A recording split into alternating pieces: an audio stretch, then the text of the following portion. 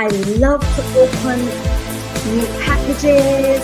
I will give you the latest information on the top funding opportunities for entrepreneurs who are seeking funding. Come along with me. I'm Coach Racquel, and this is a passion project for me, so I am so happy to bring this to you. Thank you so much for listening. Thank you for watching.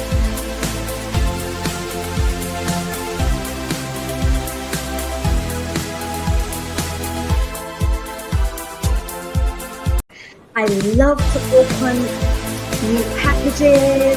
I will give you the latest information on the top funding opportunities for entrepreneurs who are seeking funding. Come along with me. I'm Coach Racquel, and this is a passion project for me, so I am so happy to bring this to you. Thank you so much for listening. Thank you for watching.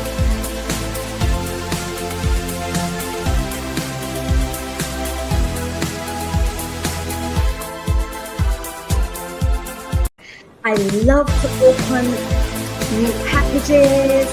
I will give you the latest information on the top funding opportunities. Don't call me motherfucking trying to talk to me, find out some shit, talk about some gossip. Don't call me with no bad news.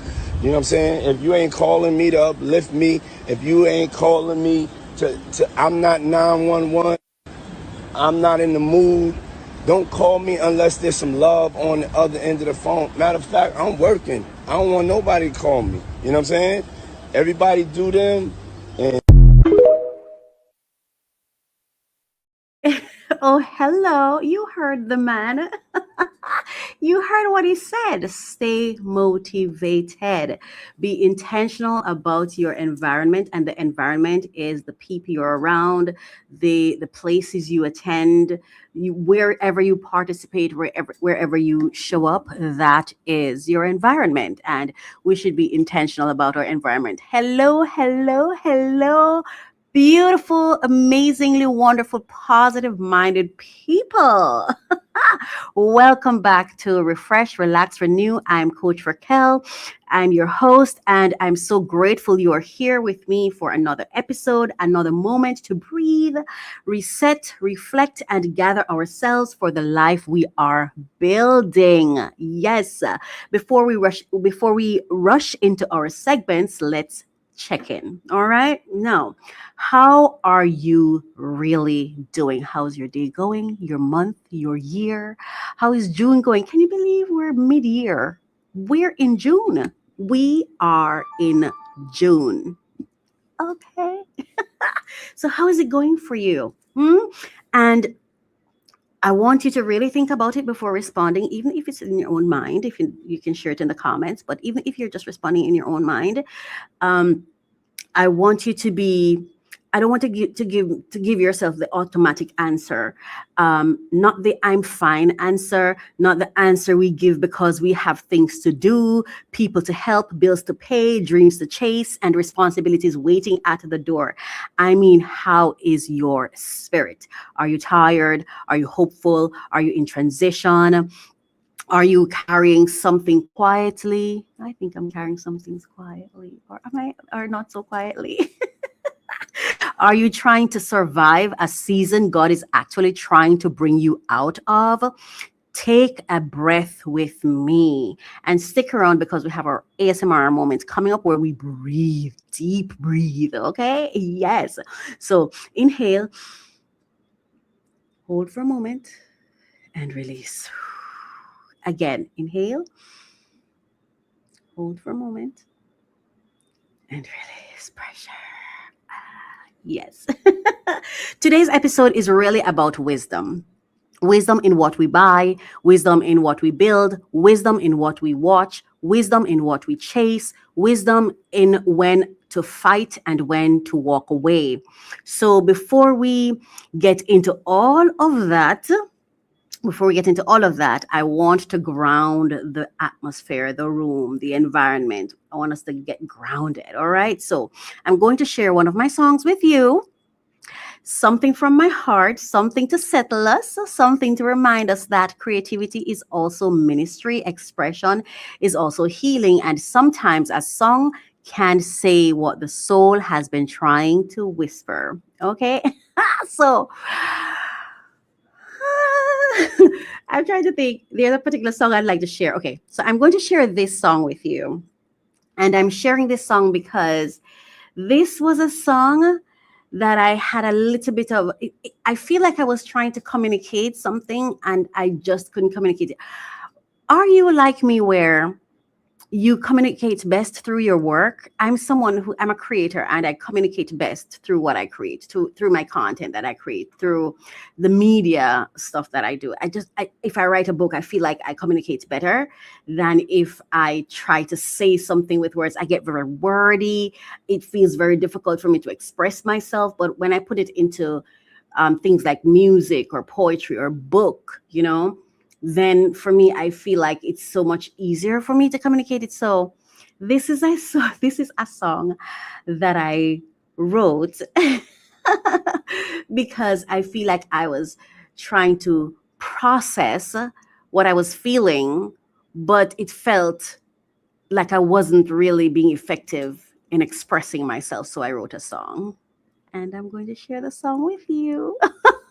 So the title of this song is I Cried for 24 Hours. And it is true. I actually cried for 24 hours. And it's funny because it was really the song after I did the song, Dear Little Black Girl, and I was listening to the song Dear Little Black Girl over and over. And I kept listening because the message just, when I tell you the message was just hitting me. And the more I listened to the Dear Little Black Girl song, I started reflecting on my actions and the things I've done and how I think I've dishonored myself or not been when they say you should do your due diligence, I feel like I didn't do my due diligence, and I feel like I didn't protect myself. I did not take certain steps to make sure that I was well while I was busy out there trying to obey God, trying to do what it really was between me and God, and trying to do what God was asking me to do. And I feel like I didn't do my due diligence. And so after listening to the Dear Little Black Girl song, it really hit me. And it was that inspired me to express what I was really feeling after crying for it was more than 24 hours, a little more than, like, I cried day and night. There was so much shame that it's like shame was locked up in my spirit, in my body. It's like shame was just locked under my skin, and I was having a difficult time expressing myself, and I didn't want to just call and say, let me say this to somebody else. I felt like, handle it yourself. So I put it in a song. All right. I've talked too much sometimes, but that's how I ended up writing this song. And I'm going to share it with you now. I hope you like it because it's from my heart,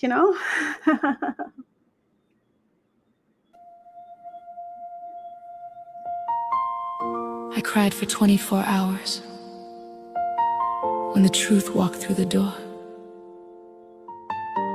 I thought someone else had hurt me, but I had hurt me more.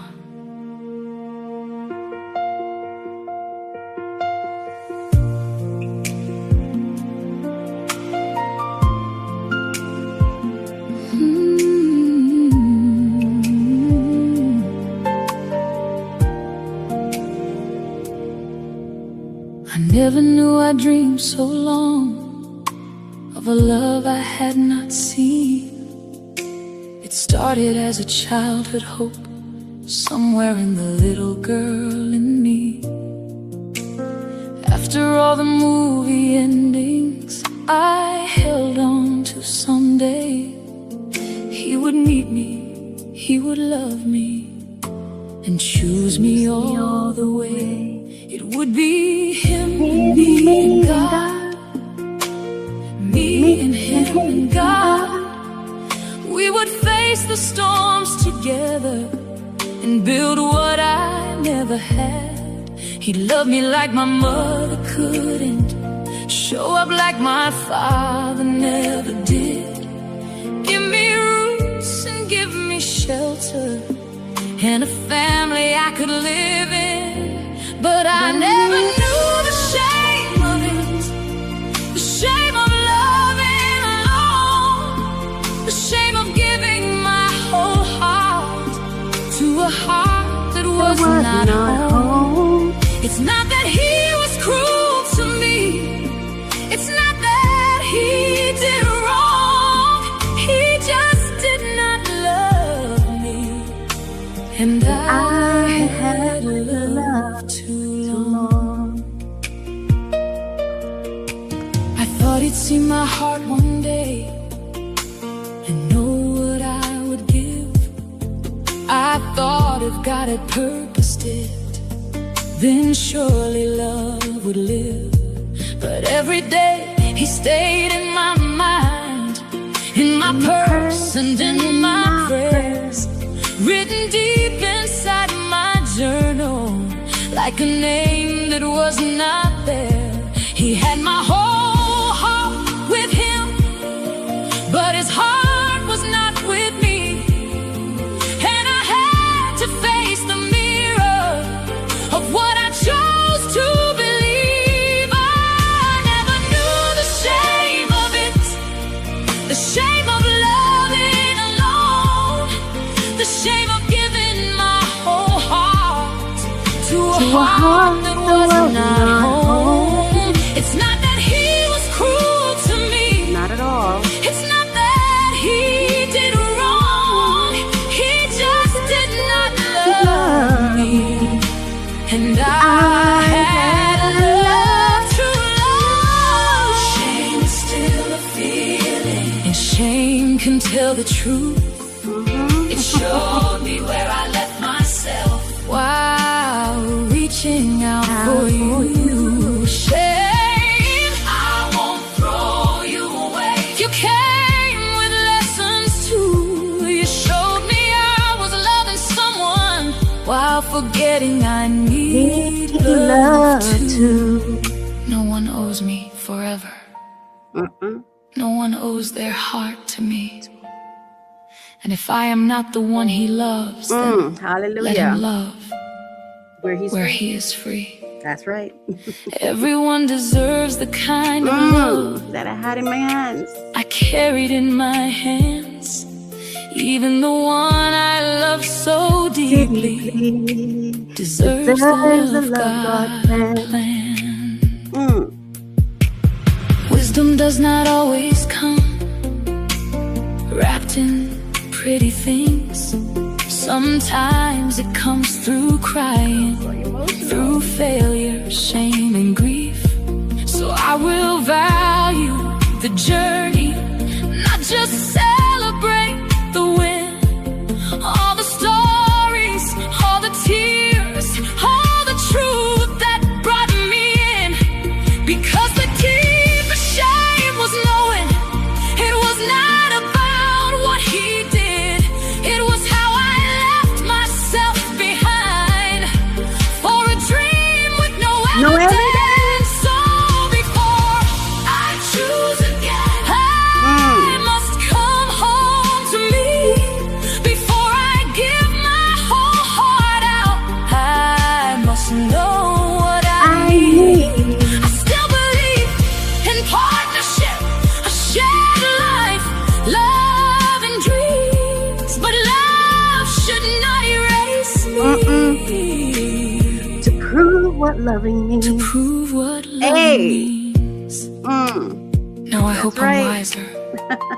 I hope so. I won't chase what isn't mine, for only God who starts the story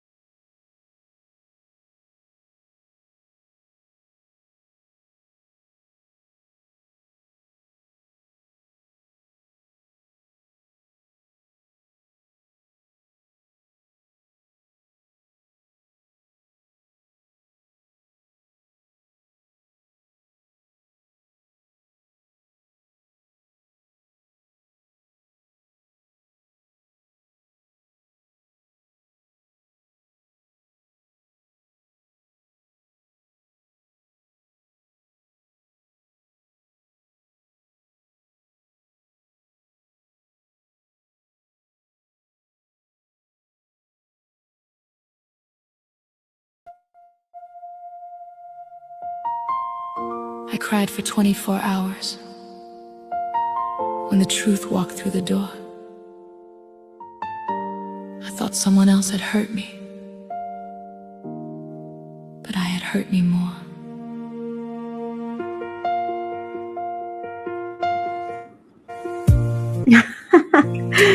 Okay, hang on. My electricity went. That was so funny. So we're gonna play this song again because I'm not quite sure at what point it got cut off. Anyway, yeah, let's go. I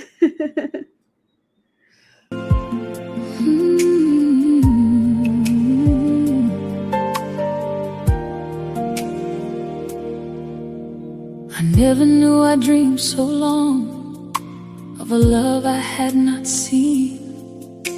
It started as a childhood hope somewhere in the little girl in me. After all the movie endings, I held on to someday he would meet me all the way.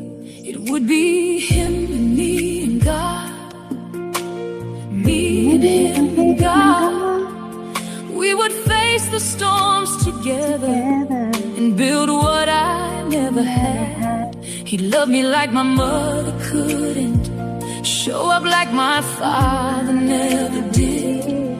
Give me roots and give me shelter and a family I could live in. But I never knew the shame of it, the shame of loving alone, shame of giving my whole heart to a heart that was not home.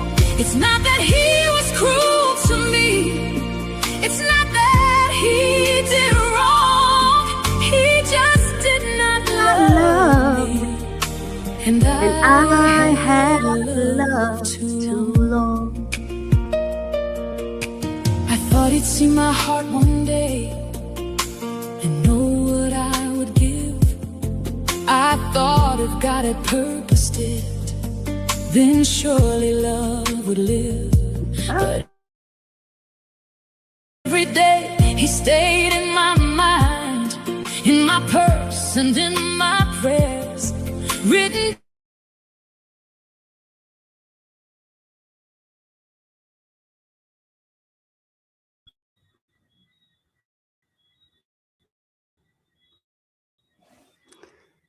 Okay, are we back? I don't know if I should continue or just cut. My electricity is dancing with me. So my mobile internet is working, but all right, let's see.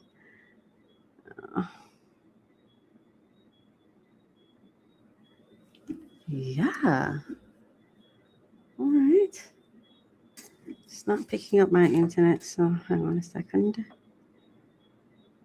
There we go. Done. And I had loved too long. All right, so we're just going to continue because, oh, I'm so sorry for this experience. My internet, however, because of my electricity going away, my internet is, I'm trying to connect to my WhatsApp. Anyway, you're listening to, this is Refresh, Relax, Renew. I'm Coach Racquel. And my electricity is playing hide and seek with me. So I don't want to leave you with a half-played song because I'm going to talk about it and I want you to understand what I'm talking about. All right, so here we are. We're on mobile now, so we should be good. We should be good. I hope so anyway. Let's go. I cried for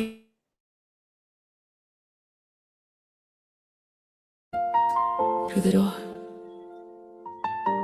I thought someone else had hurt me, but I had hurt me more.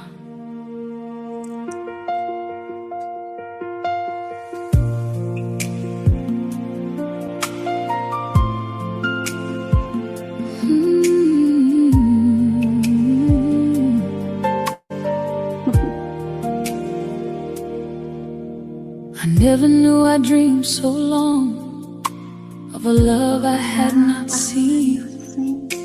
It started as a childhood hope, somewhere in the little girl in me.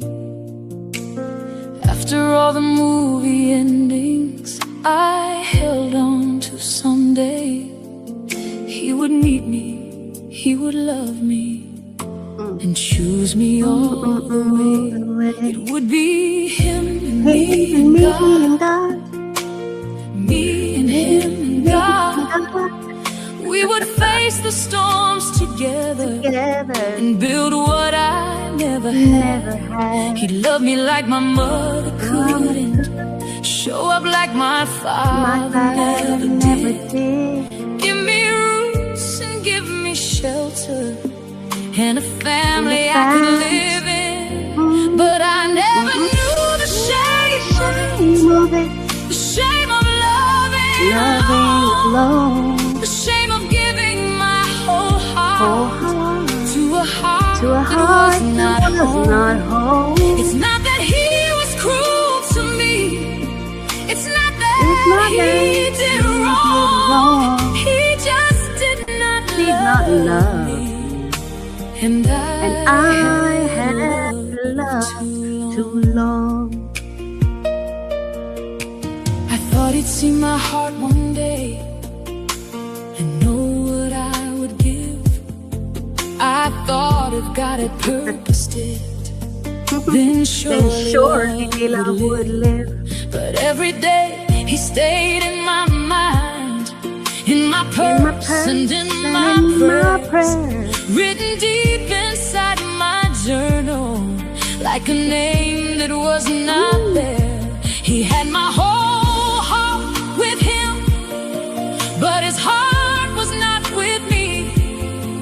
And I had to face the mirror of what I chose to believe. I never knew the shame of it, the shame of loving alone, the shame of giving my whole heart to a heart that was not whole. It's not that he was cruel to me, it's not that he did wrong, he just did not love me. And I had loved too long. Shame is still a feeling, and shame can tell the truth.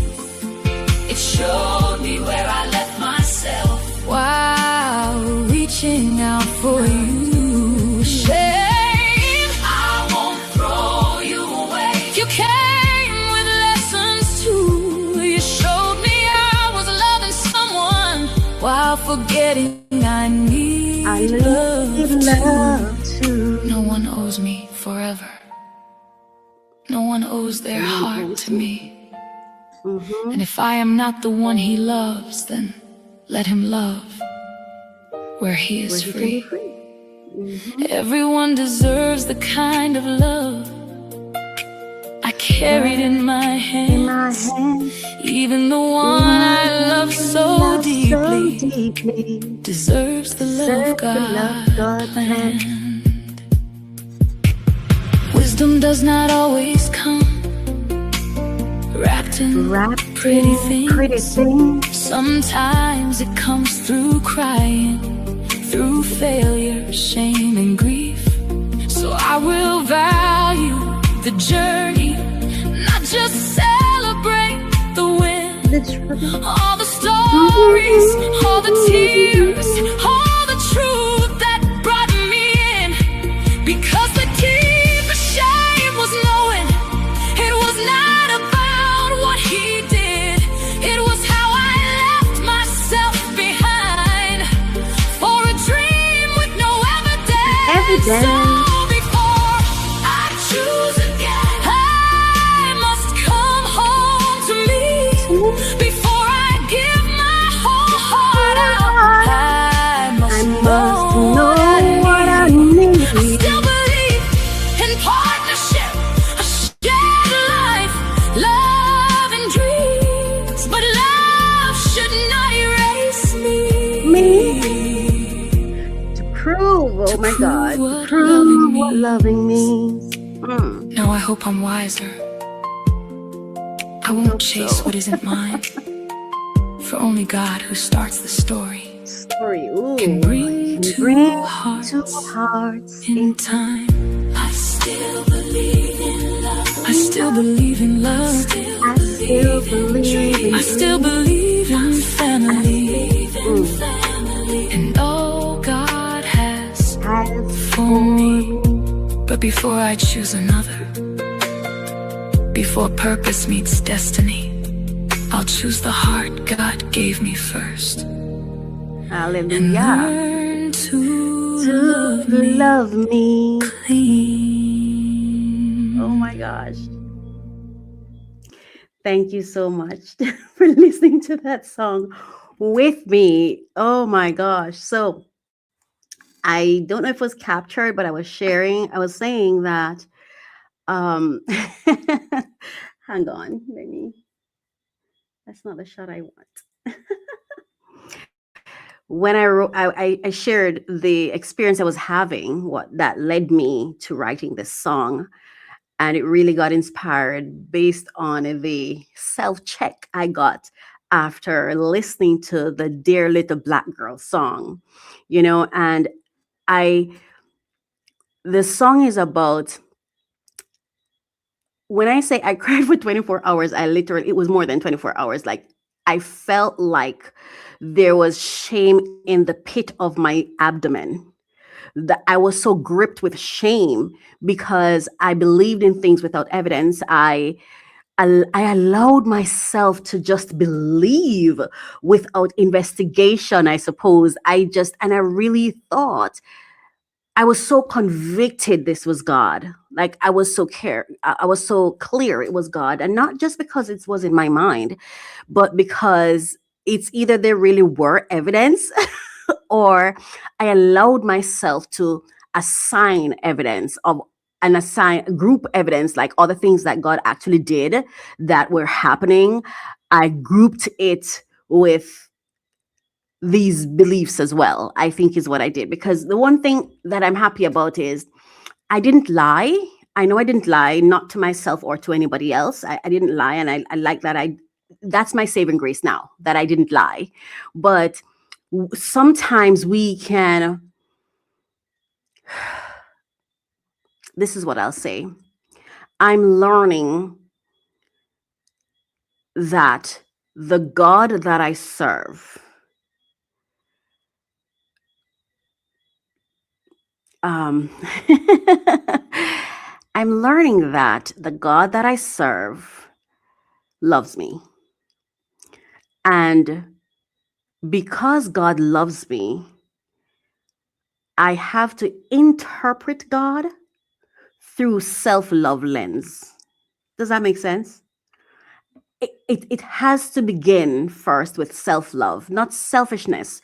But because God loves me, I have to learn how to understand God through my self-love lens, because God loves me, as opposed to just, I was so eager to obey God that, and I thought I was so clear that I just went ahead and did what I did. And I'm still not saying I necessarily did the wrong thing or not, but when shame gripped me in my gut to the point where I was in that section of the, like one spot of the bed, and bawled for the entire time. And it was not because in a broken heart or anything. It was just recognizing.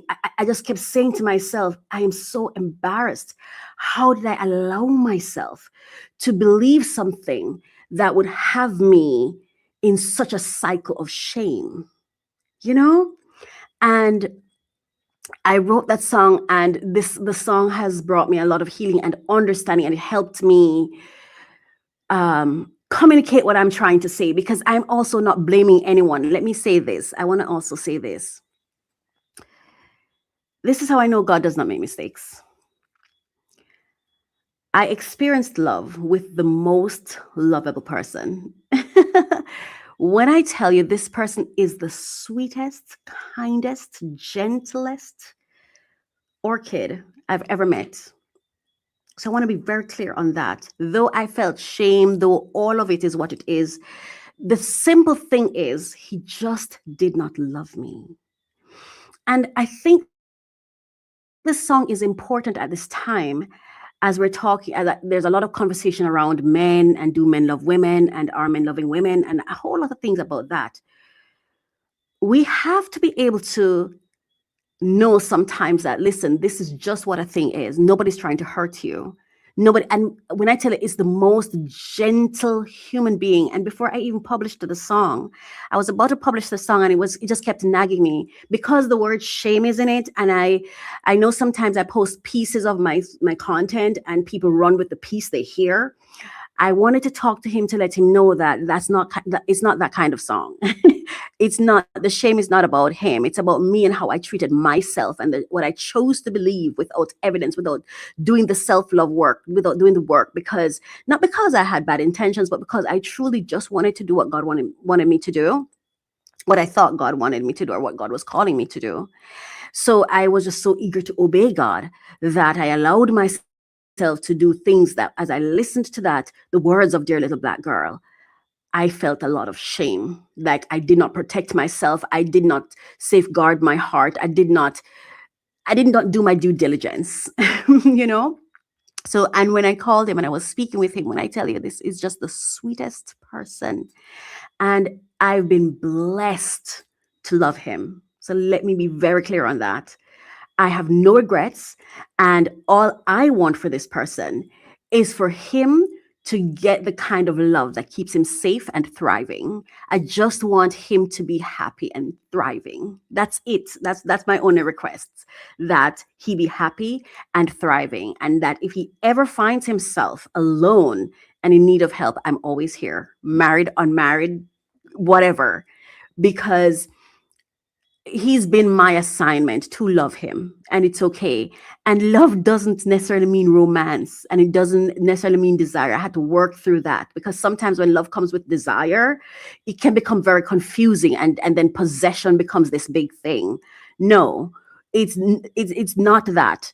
This is just someone I love him with my soul, and I just want him to thrive and be happy and love who he loves. I want him to have the kind of love that I have for who he loves. So it shouldn't be that because I love him this way, he should love me or choose me. No, I want him to have this kind of experience that I'm having. It's one of the most beautiful blessing one could ever have. Yeah. Is it painful sometimes? Yes. Yes, it is. But I suppose that's how mothers feel, you know? So, but I thank God for this love. I just want God to nurture it. I want to get better and better at it so that I can represent it well, because I feel like in some small, insignificant way, I'm representing God by loving this person. But it's the most gentle, generous, warm, kind, sweet orchid that I've ever met, you know? So I just want to be very, very clear on that. Well, anyway, that was a song I wanted to share. And welcome back. We're still here in Refresh, Relax, Renew. And now I want to share a short poem. It's so funny because if you're someone who I've watched my podcast, this book of prayer was because I was praying for that same person. It was in that. So that's what I'm saying. When I feel ashamed now, because at the time when I was doing what I was doing, there were other things that God actually told me to do, like pray for him and stuff like that. And so though I feel ashamed of it now, I think it's because of the desire I had around an assignment, that the assignment was just to love. The assignment was not, let me not go down that road, but I'm just saying, there were so many things that God told me, and that's how I ended up writing this book, because I was praying for that person. So that's the reason. It's not that I was stupid to believe certain things. It's that there were evidence of different things, you know? But anyway, I feel like I'm becoming wordy. I'm a very wordy person. So this is my book, Prayers, and I'm just going to share one of my prayer from this book. You know, I'm actually going to share there's a particular prayer I'm going to share because I found myself praying for the person again today. So I'm going to share that prayer. Should I? Oh, and when I share this prayer, is not dedicated to anybody. I'm just reading the prayer. Okay. I wrote it as it came to me. Okay, so this, oh, my book, Prayers. Can you see it? It's called Prayers. There we go. And I'm reading the title of the prayer I'm reading is A Prayer for Healing.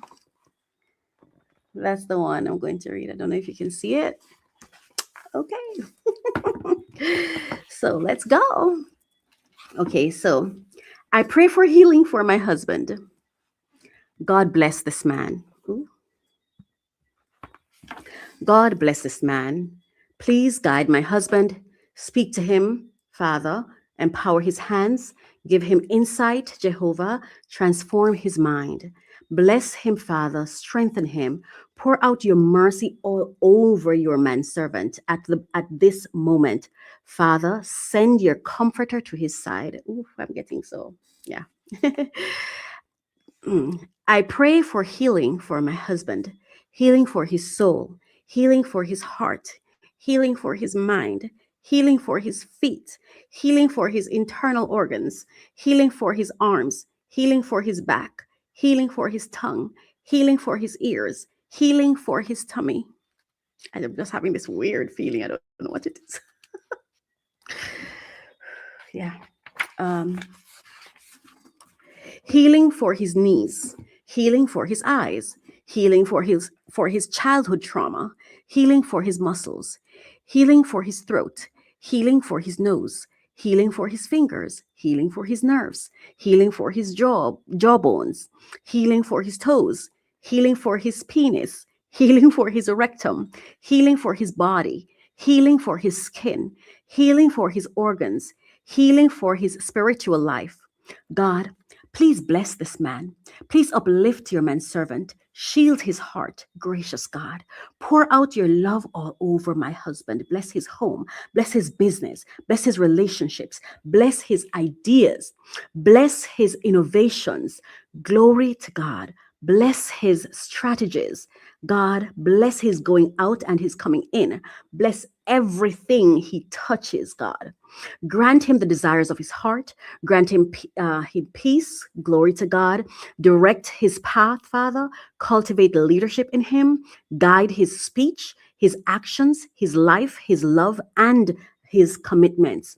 Grant him mercy and grace, God. A whole lot of grace. Forgive him, loving Father, loving God. Comfort him, Jehovah. Oh Lord, bless this man. Restore his joy. Bring restoration to his life, Father. Rejuvenate him, God, and use him for your righteousness and for your glory. Create a hedge of protection around him and all his offspring. Cause him to dwell in your holy place. God, keep his mind stayed on you. Keep his heart fixed on obedience. Let your will be done on earth as it is in heaven in his life. Father, bless his thoughts and inspire his actions. God, I pray in the name of Yahweh. Let his life be of service to you, God. In the name of Jehovah Jireh, may he have a long, full, and happy life, a life full of love. I pray for his success, God. I pray for good health for my husband. I pray for wealth for my husband. I pray for love, true love for my husband. I pray for happiness for him. If I failed to ask anything, God, please grant it to him, I pray, in the name of God. Amen. Amen. Thank you, Lord, for answering my prayer. It's in the book. I'm doing everything to hold it together. Anyway, let's move on. Now, before we get into our conversation, see, that's why I have a script to keep me on here. I want to say this.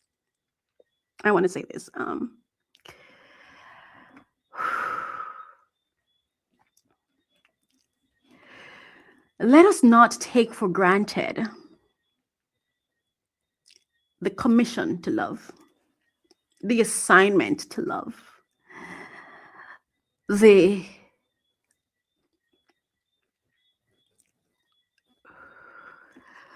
shaking like a leaf. Let's not take for granted the blessing of being given the assignment to love, because only God can put love in somebody's heart. And love is not a possession. I'm sorry. I'm not crying because I'm sad. It's just I'm feeling something. I don't know what it is. I'm shaking. And I'm really praying that this person's okay. When when I say my husband, I don't have a husband, but I know who was in my mind when I wrote it. And I wrote the words as just as God told me. No grammar correction, nothing. I wrote it exactly as, The only thing I didn't do was put the person's name, because after every husband, the person's name was there. But I removed that, for obvious reasons. But I'm trying to say this. Sometimes we get so caught up in desire that we mishandle the love assignment,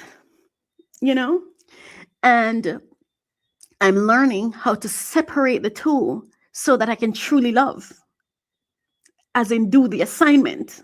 Because if God commissions me to love someone, there is a reason, and there is an objective, and there's a purpose. And I don't want to confuse that with sex or marriage or relationship.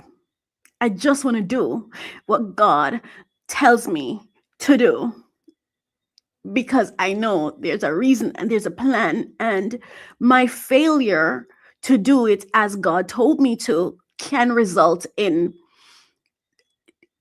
all kinds of impacts in other people's lives and also in my own life, So I'm just saying, let us be mindful, cautious, prayerful, and extremely careful with how we treat soul love. Yeah. And I'm so thankful that the person God commissioned me to love is such an orchid. Some people understand more what I'm saying more than I'm saying, but it's just such a gentle, kind, generous, God-fearing, Christ-loving person. So it makes this, it makes me want to check myself, if that makes sense. It really keeps me on, check yourself. And also the generosity, because I mishandled this a lot, and I was disobedient a lot, and rude and downright disgusting sometimes, but I always get kindness coming back to me. I don't know if it's a case where the person could see that, yeah, this person's on an assignment and it's difficult, but that generosity that I got back, unmatched. And it does something to me that I can't even explain. That kind of kindness, that kind of generosity, that it's like always shouting at someone who always turns back to you with a soft voice, and not that's what I'm doing. I'm just saying that's the only way I know. That's how I know how to explain it right now in this moment. It's like beating someone who just loves you back. It's like why am I saying it that way? Because I don't think I'm being abusive, but I was so resistant. Don't want to, like, nobody can tell me this is what I'm supposed to do. It's only because I know it's God. God make it clear why I'm doing it, but it's not something I would have chosen. That's what I mean. And even with my resistance and my attitude, the kindest, just the kindest, just the most generous responses and interactions, Yeah, it's very humbling, and it really makes me become introspective. Like, go easy, girl, go easy. There's no pressure, you know. I feel like when it comes to God, I feel like a baby learning to crawl, learning to walk, and I'm always stumbling. Sorry, always stumbling, but God is so good to me that I'm trying really hard. Anyway, let's go on with the show because now I'm getting too emotional and I don't like this. So now, before we get into our conversation, let's take a small ASMR moment, just a soft pause, a little sound. I'm gonna play ocean sounds for you, and a little stillness. We're gonna breathe, deep breathe. A little reminder that we are allowed to slow down and we're allowed to we're allowed to feel and express and just be. Let's go. I'm so sorry. Like, I think I probably should have ended this live, because this was really getting to me. Yeah, here we go.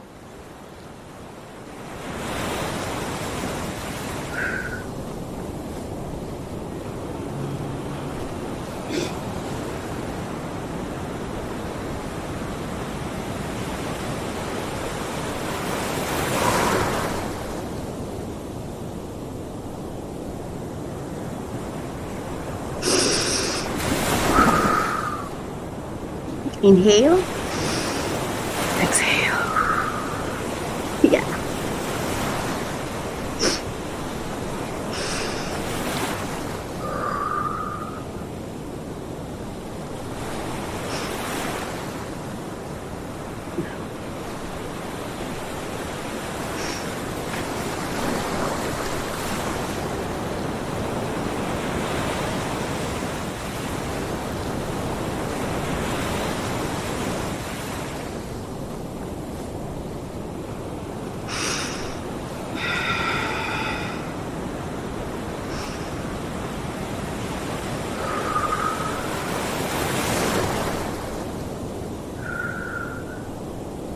All right. Wow. It was a short, just a little moment. I hope you enjoyed it. And that was our ASMR moment.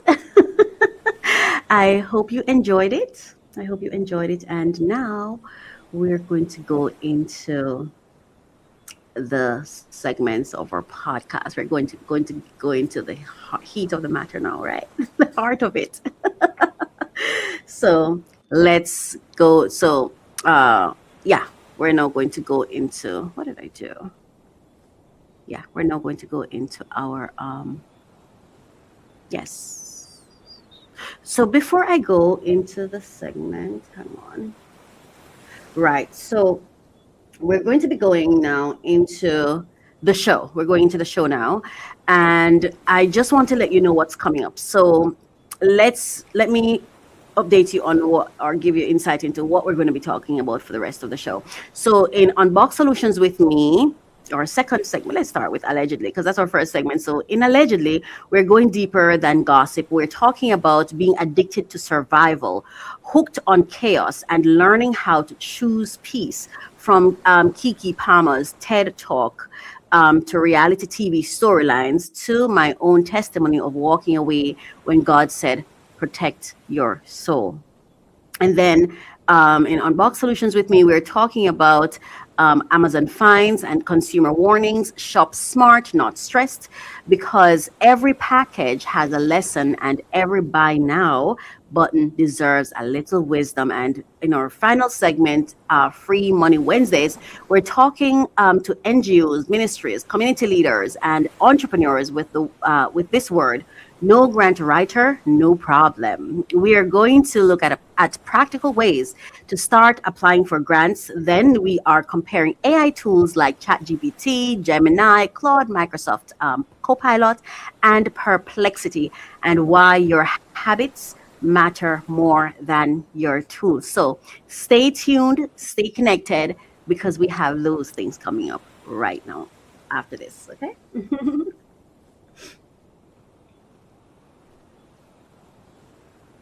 Unlock your potential every Thursday with our podcast, Refresh, Relax, Renew. Join Coach Racquel as she guides you through personal development journeys. Each episode focuses on actionable steps to enhance your personal journey. The podcast features 3 main segments to keep you engaged. We start with discussions on trending topics relevant to your growth. Then we unbox solutions to common challenges we face daily. Finally, stay updated with fresh funding opportunities each week. Tune in every Thursday for new episodes, and see you there.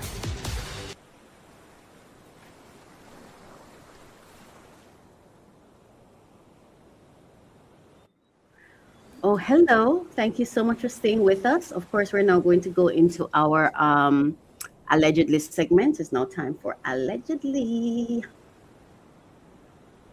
Allegedly.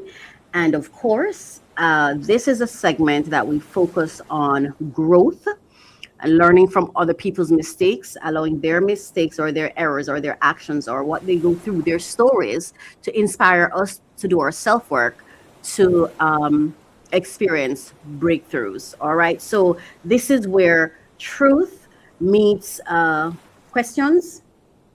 Sorry. Truth meets opinion, and headlines meet hard questions. Well, so let me say that again. So this is where truth meets opinion and headlines meet hard questions. Welcome to Allegedly. I'm Coach Racquel. All right. Now, before we get into our story, and we're going to play our intro, but before we get into our story, I want to go ahead and share with you the copyright disclaimer, the fair use message, allowing us to have these discussions, right? So copyright disclaimer under Section 107 of the Copyright Act 1976, allowance is made for fair use for purposes such as criticism, comment, news reporting, teaching, scholarship, and research. Fair use is a use permitted by copyright statute that might otherwise be infringing. And why is this important? It's critical, actually. It's critical because this segment, this show, and I say this all the time, and sometimes persons are like, oh, just get into the thing. No, we have to do some housekeeping before we get into the thing, because we are intentional, right? We're intentional. We are not here to criticize people. Well, let me change that. We do critique people, we do criticism and stuff like that. However, we're not here to do it in a malicious way,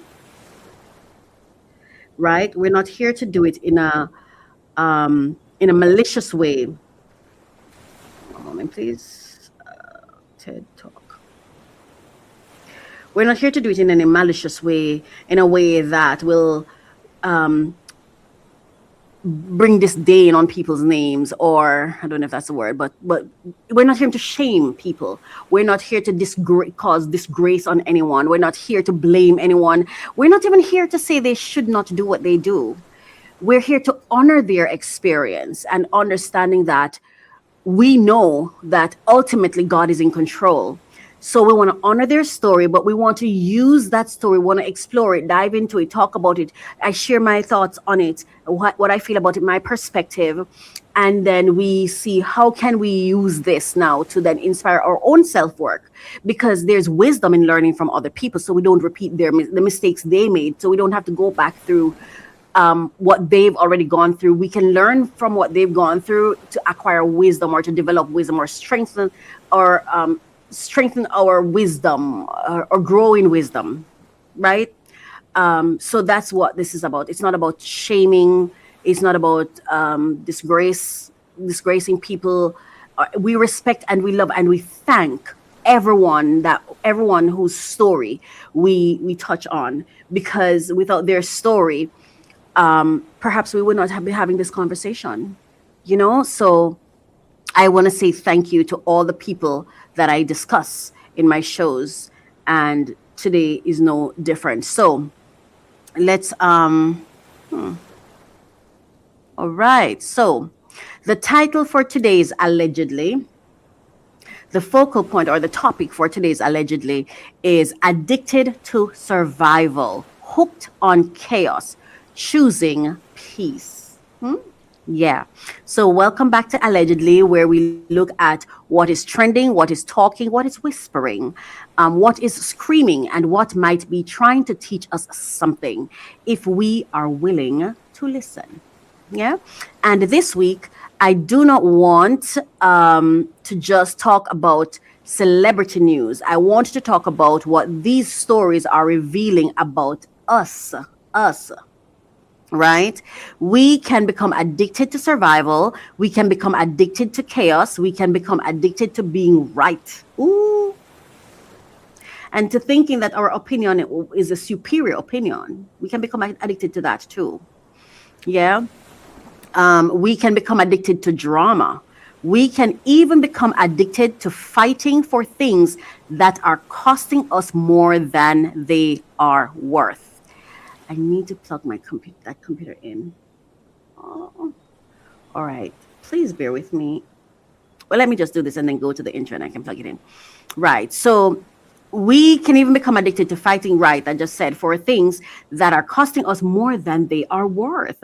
So today, allegedly, is asking one question: what are we feeding? Our peace or our patterns? Let's talk about it. And now, allegedly, where we slow the story down. This is about insight versus impact, learning from what we observe. Instead of paying the price ourselves, their experiences become our education. So growth doesn't have to come with damage. And now, allegedly, where we slow the story down. This is about insight versus impact, learning from what we observe. Instead of paying the price ourselves, their experiences become our education. So growth doesn't have to come with damage. And now, allegedly, where we slow. All right, so we're back. All is well? All is well. Yeah. Well, you know what? Let me just say this. Thank you so much for those of you who have watched so far. I want to apologize for the technical challenges we've been having. First, my electricity was playing hide and go seek with me. It's now back, so it's found. It's now back, so we had to change. So we had a little bit of hiccup here and there. Ended up having to play the song multiple times. I don't know how much of the song was actually played. But I hope at least once it was played in full, because I really wanted you to hear it, because I talked about it, and it was just a message that I wanted to share. And so thank you so much for staying with me so far. This is allegedly. I'm Coach Racquel, and I really, truly appreciate you being here with me. It is my hope that you share a comment or whatever. But this is what kind of happened, I think, when you go live, because I'm live, and I'm producing by myself. I'm doing all of it by myself. So, yeah, hiccups happen here and there, but I still want to say, thank you so much for, my hair is just sticking out. But so I just want to say thank you. Yeah. I am so weird. Anyway, yeah. So I'm trying to find the clip. So like I said, let's talk about it. So the first thing I'm going to be talking about is I'm going to be starting with Keke Palmer, right? You see my lights. This light is, yeah, so you can't see the ocean. Hold a second. I want you to see the ocean, what they're talking about. There you go. Oh, can't go there. Can't go that far. Really? Hang on a second. I need to reposition this light. And you can just see that there's the boat. Yeah. I wanted you to see that. Yeah. Thank you for understanding me and allowing me to be myself.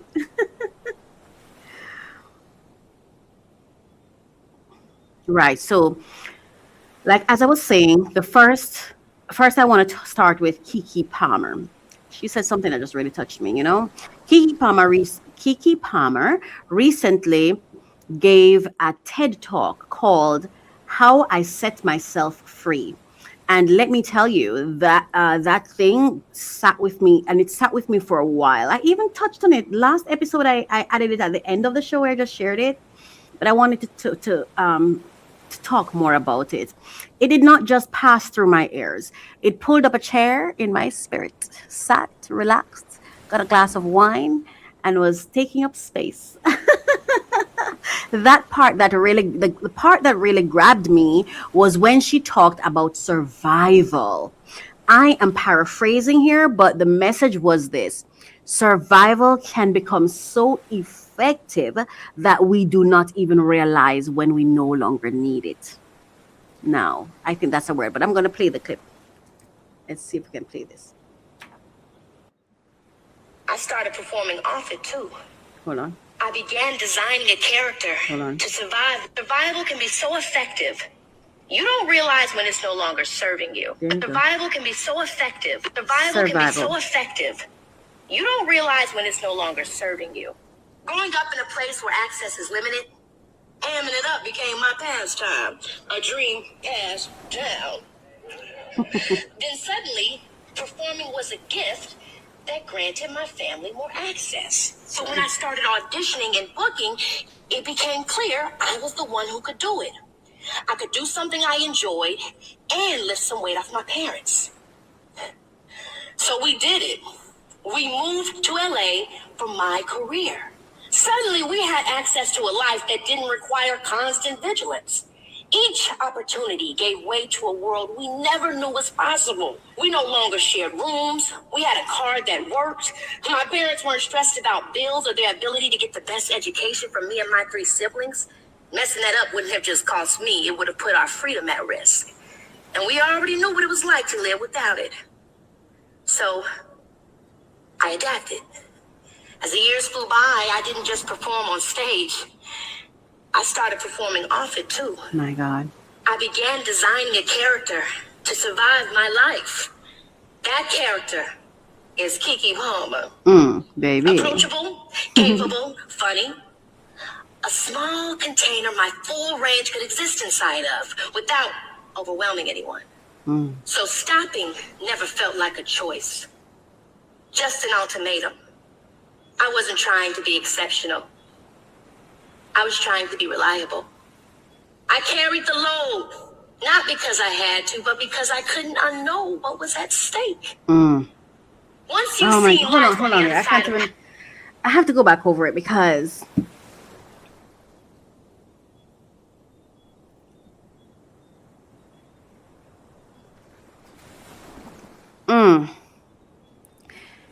because some of us are not lazy. Some of us are not broken. Some of us are not behind. Some of us are not confused. Some of us are overtrained in survival. I'm going to say that again. Some of us are not lazy. Some of us are not broken. Some of us are not behind. Some of us are not confused. Some of us are overtrained in survival. We learned how to keep going. We learned how to smile through it, like I'm doing right now. Like my smile is automatic, and I'm telling you, my whole soul is tearing up. I just want to cry and express myself. And it's not even sad tears. I feel so overwhelmed with emotions because I feel like I'm hearing myself. I'm being heard by myself. And I was able to express myself through this song and express myself because I'm also one of those persons who I'm extremely hard on myself. And because I think I talk too much and I feel that God has not assigned me someone for me. So I feel like I'm always infringing when I'm talking to someone else because I'm like, why am I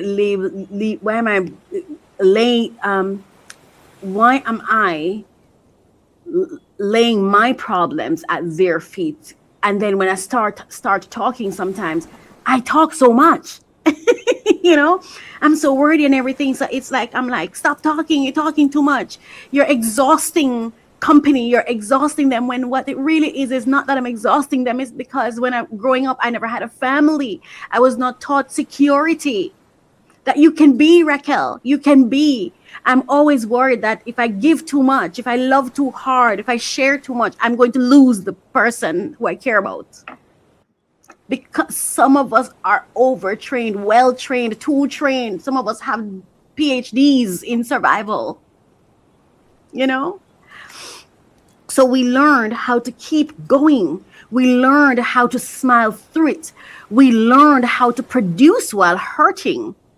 We learned how to carry everybody and still show up. We learned how to be strong because weakness did not feel safe.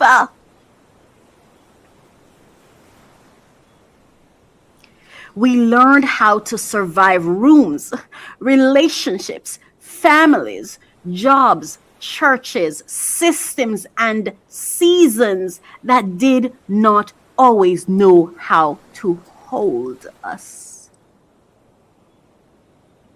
Yeah. I'm trying to restart my system, this here. Right? And hear me clearly, survival is not a bad thing. It's essential, but is there a way we can carry it without losing ourselves? It's not a bad thing. Survival is a gift when you are in danger, right?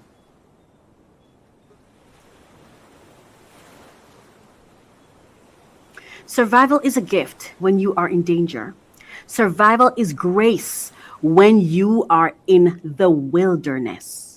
Survival is the thing that keeps you breathing when life is trying to bury you.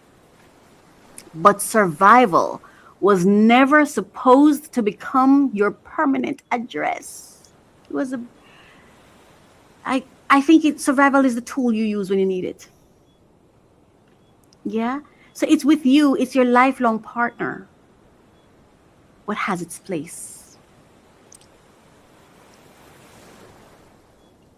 Survival was never supposed to become our permanent address. There comes a time when God starts inviting you out of survival mode and into peace mode, baby. I think that's where I'm at.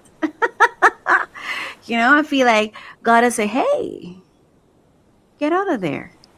We're going on a journey, baby girl. We're going to travel together. We're going to dance together. God and I are in a dance right now. Yeah, a beautiful dance. So, but here's the hard part. Peace can feel strange when chaos raised you. Peace feels strange when chaos is your comfort zone, or not necessarily a comfort zone, but where you are most equipped. When chaos is what raised you, peace can seem like a threat. Peace can feel strange, problematic, uncomfortable, because you were raised with vigilance and chaos and struggle. There are two things I no longer do: struggle love and struggle money. I don't do that. I don't do that. I stared dead in survival face and say, I am willing to put you down and surrender to the opposite of you. I'm willing. One of the best days in my life was when I became willing to die. I embrace death now. I'm ready whenever. And it's weird because when I held on to life, I had a lot of suicidal ideation when I actually wanted to live. And now that I'm open to going anytime, I don't have suicidal ideation. It's like it's off the table. Survival is off the table. Whatever comes, it's me and God, and we're going to deal with that. Yeah? Calm can feel suspicious when anxiety trained you. Hello, knock, knock. Are we talking here? It's a real thing. And it's okay to own the truth of it. You can own the truth of a thing without living in the truth of it. You can own the truth of it, live in the truth of it without taking on the label that comes with it. You can own it and simply take the parts that are useful and leave the rest. It's okay. I'm going to go back. Peace can feel strange when chaos raised you. Calm can feel suspicious when anxiety trained you. Rest can feel irresponsible. I suffer from this sometimes. Rest can feel irresponsible when overworking rewarded you. Now, that is my thing right there. That's one of my thorns. Where as soon as I'm not working, I'm like, girl, you're being lazy. You're being responsible. Find something to do. Create something new. Do something. And then I sit with me and I say, hey, baby girl, it's okay to be lazy. It's okay to rest. In fact, rest in style. Rest in style. And I've been reconditioning my mind to rest, to chill, to fail.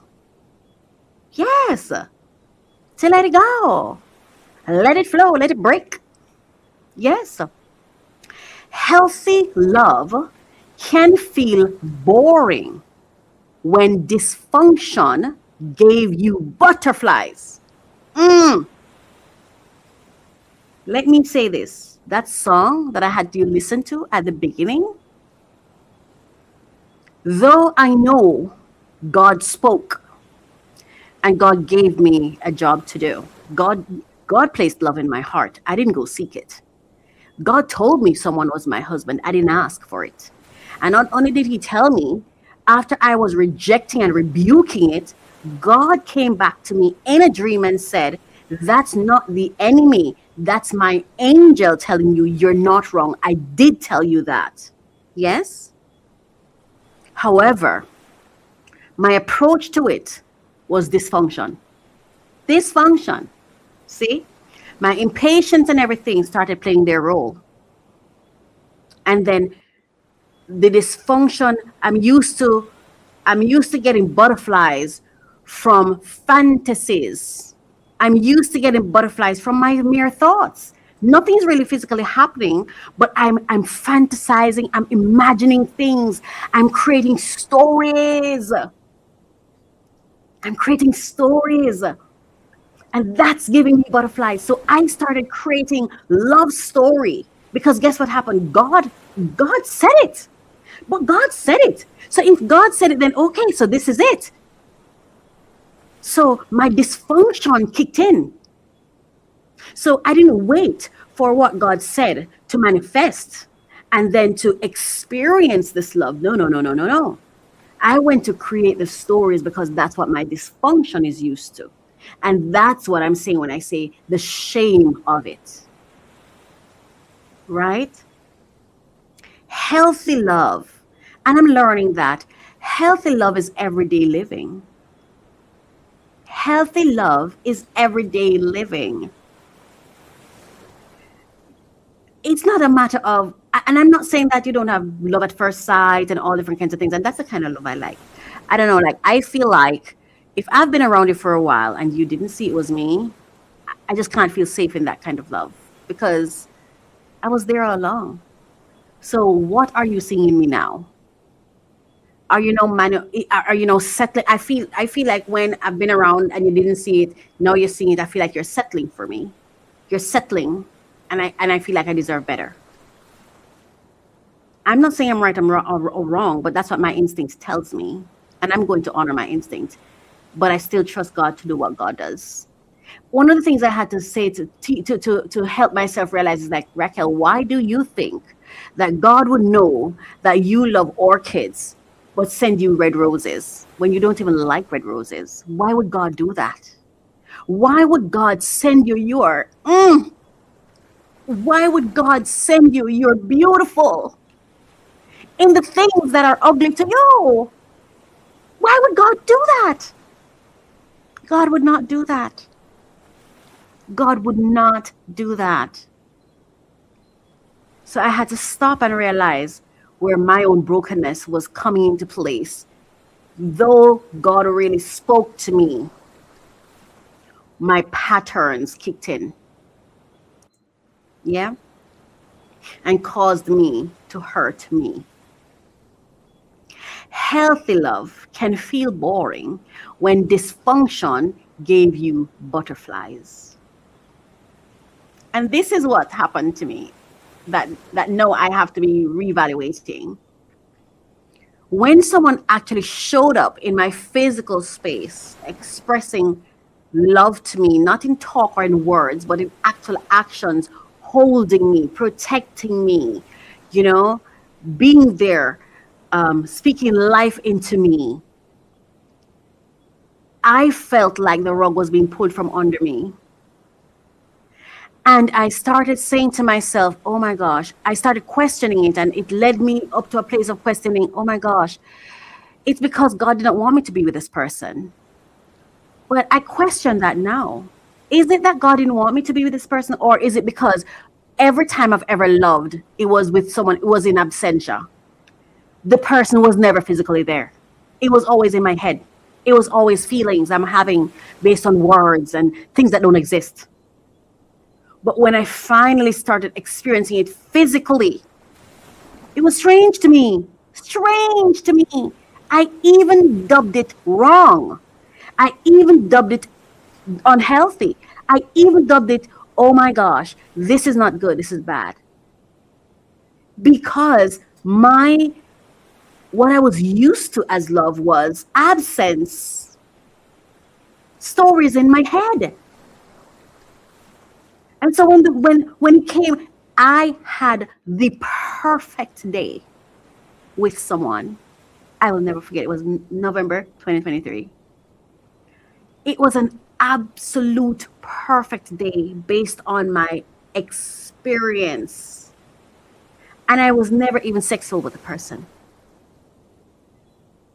And this is someone who has sacrificed for me, spoken life into me.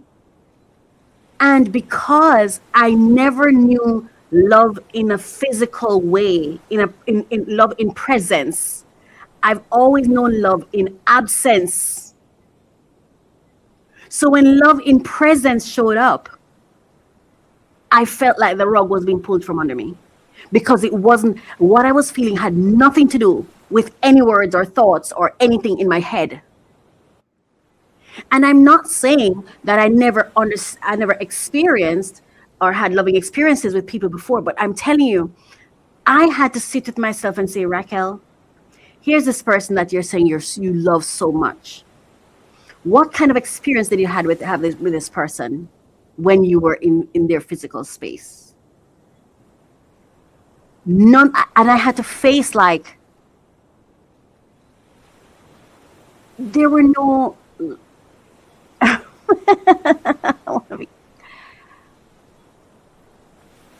compared to that day,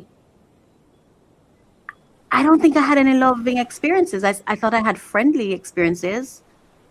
I think the encounters were favorable, and they were kind, and they were friendly. But there wasn't any love. There wasn't any, I got you, I hold you, holding me. You know, there was no looking me in the eyes. There was none of that.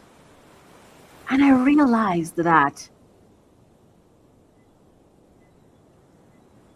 I was in love with my stories, my dreams, my thoughts, my ideas, my possibilities in my mind of what could be. And because God said to love, or I interpret that the message to be God said to love, and God said, this is my husband. So that underscored it. Oh, that made my whole thing get a tick. Yeah. Oh yeah, continue, go on. You know, healthy love, healthy love happens in real time, in real life. It's not in the mind. It's not imagination. And walking away can feel like losing when fighting was how you proved you mattered. And again, with me, walking away is is my safe zone. So I'm even learning that maybe this stay and fight thing, I don't know if I know what that is. So in this case, it's saying, walking away feel like losing when fighting was how you proved you mattered. And for me, walking away feels like winning. Staying and fight feels like shame. Like, I have to feel so, like, there's so much that has to happen for me to know, okay, I'm wanted in this space for me to stay there. If I don't feel any fighting for me, I don't see a reason to hang around. And any allegiance I feel that my heart is having towards anything or anyone that's not fighting for me it feels like betrayal to me. It feels like betrayal. Why are you calling this person who's not calling you?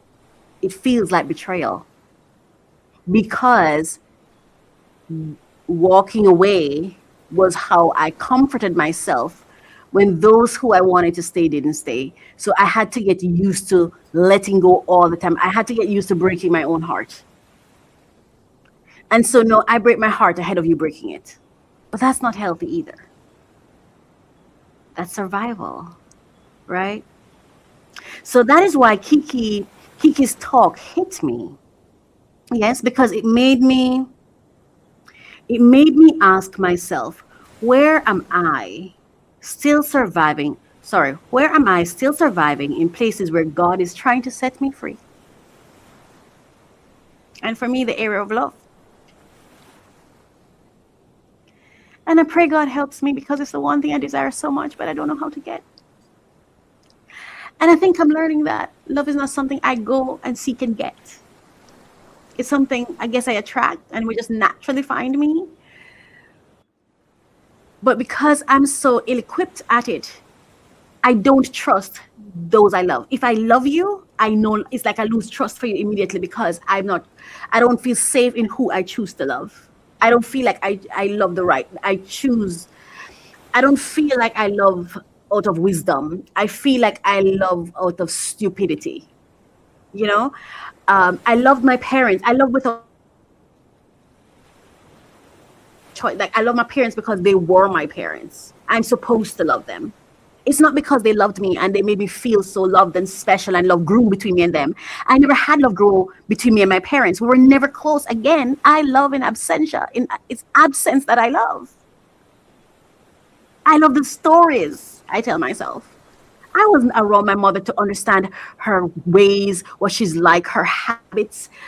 Most of my experiences with her were spotty, and they were not loving. They were unkind most of the time, because I don't think she liked me. And I remember at the time when she actually started seeming like she was being gentle towards me, I couldn't trust it, because I felt like there was something that was wanted of me. You wanted something from me. What is it? What's coming?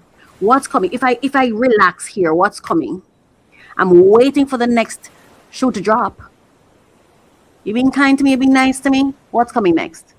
When are you going to show me your real color? See?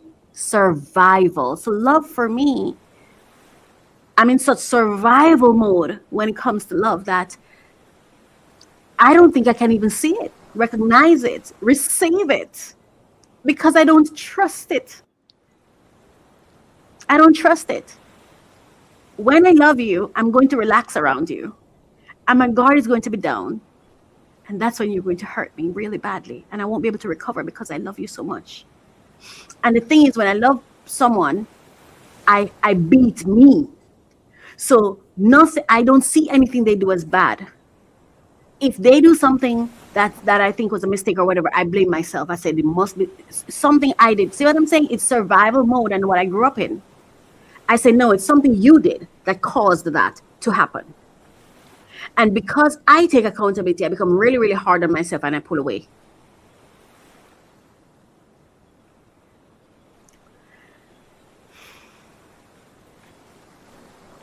Where am I still performing strength when God is offering rest? See, I told you about the guy that my soul loves. It's not my heart that loves him. It's not my head. It's somewhere that I have no influence or control. I didn't choose to. It's one of the kindest. When I'm talking to him, he will say things like, I'll always listen to you. And he's like, no, it's okay. You can, whatever. But I'm still on guard, because I'm still thinking, you're only saying so and so. It's not like you call me. It's not like you talk to me. So when you're saying this to me, you're just saying that to me. But that's not true. It's been consistent for years. Probably more than a decade, 2019, 2026. You know, I'm talking about survival. When we're in survival mode in different areas of our lives. Where am I still reacting from an old wound when this new season requires a healed response? And that brings me, sorry, to our second story. So I really wanted to think about and give yourself permission to feel what you feel and go through it. I'm here, I'm going through this. If you don't want to see me cry, switch the thing. I'm just going to be real. I'm going to go through it because this is a part of my process too. You know? But as we talk about this survival thing, know this, it's not something you can just jump out of and say, oh, I'm done. So that's not what I'm even suggesting. I'm not even trying to tell you what to do. But if I were to share a reflection, or what I'm learning from it is, be in the awareness of it so that you can retrain your mind according to how you really want to show up. And that's why for me, I realized I had to walk away, or I'm trying to walk away from the very thing that God said, this is yours. But until it manifests in real life and translates in real love language, it was just something God said. Yeah? Because of God, I divorce the stories I make up in my mind. So I'm not making up stories anymore. I'm seeing things for what they are and calling them what they are. It's important that I call them what they are, so I can face them as they are and change the dial. Change the direction. So it is my hope that you'll come in awareness of your survival, of those little traits that you practice, those little habits that you have, because you're in survival mode. Because when you stay in survival mode, you don't get to grow, advance, excel, spread your wings, experience new things, peace. Real love sat before me. Or at least, well, it was real love. Live and direct in person. And I couldn't see it. Because I knew love as something in my mind. So that brings us to our second story. I feel so sad for the girl in me sometimes. I feel so sad for her sometimes. I wish I could believe. I wouldn't even say no, just believe. If I could just believe that love will find me, that would be an achievement. But thank God, God does not rely on me to believe for him to bless me, because I don't have it. I have no confidence that it will ever find me. But there were other things that I never thought would ever find me, and it did. And God did not require me to believe to bless me. God did not require me to believe to heal me. God did not require me to believe to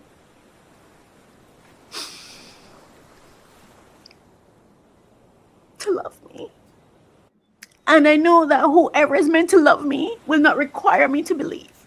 It won't require me to be anything other than who I am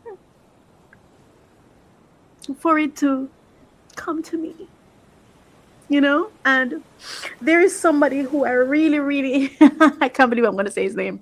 I'm actually going to say his name because I feel like he deserves it.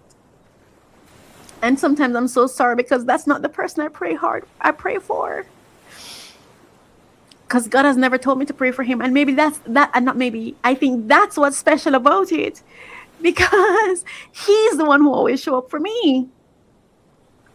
I never have to carry him, ever.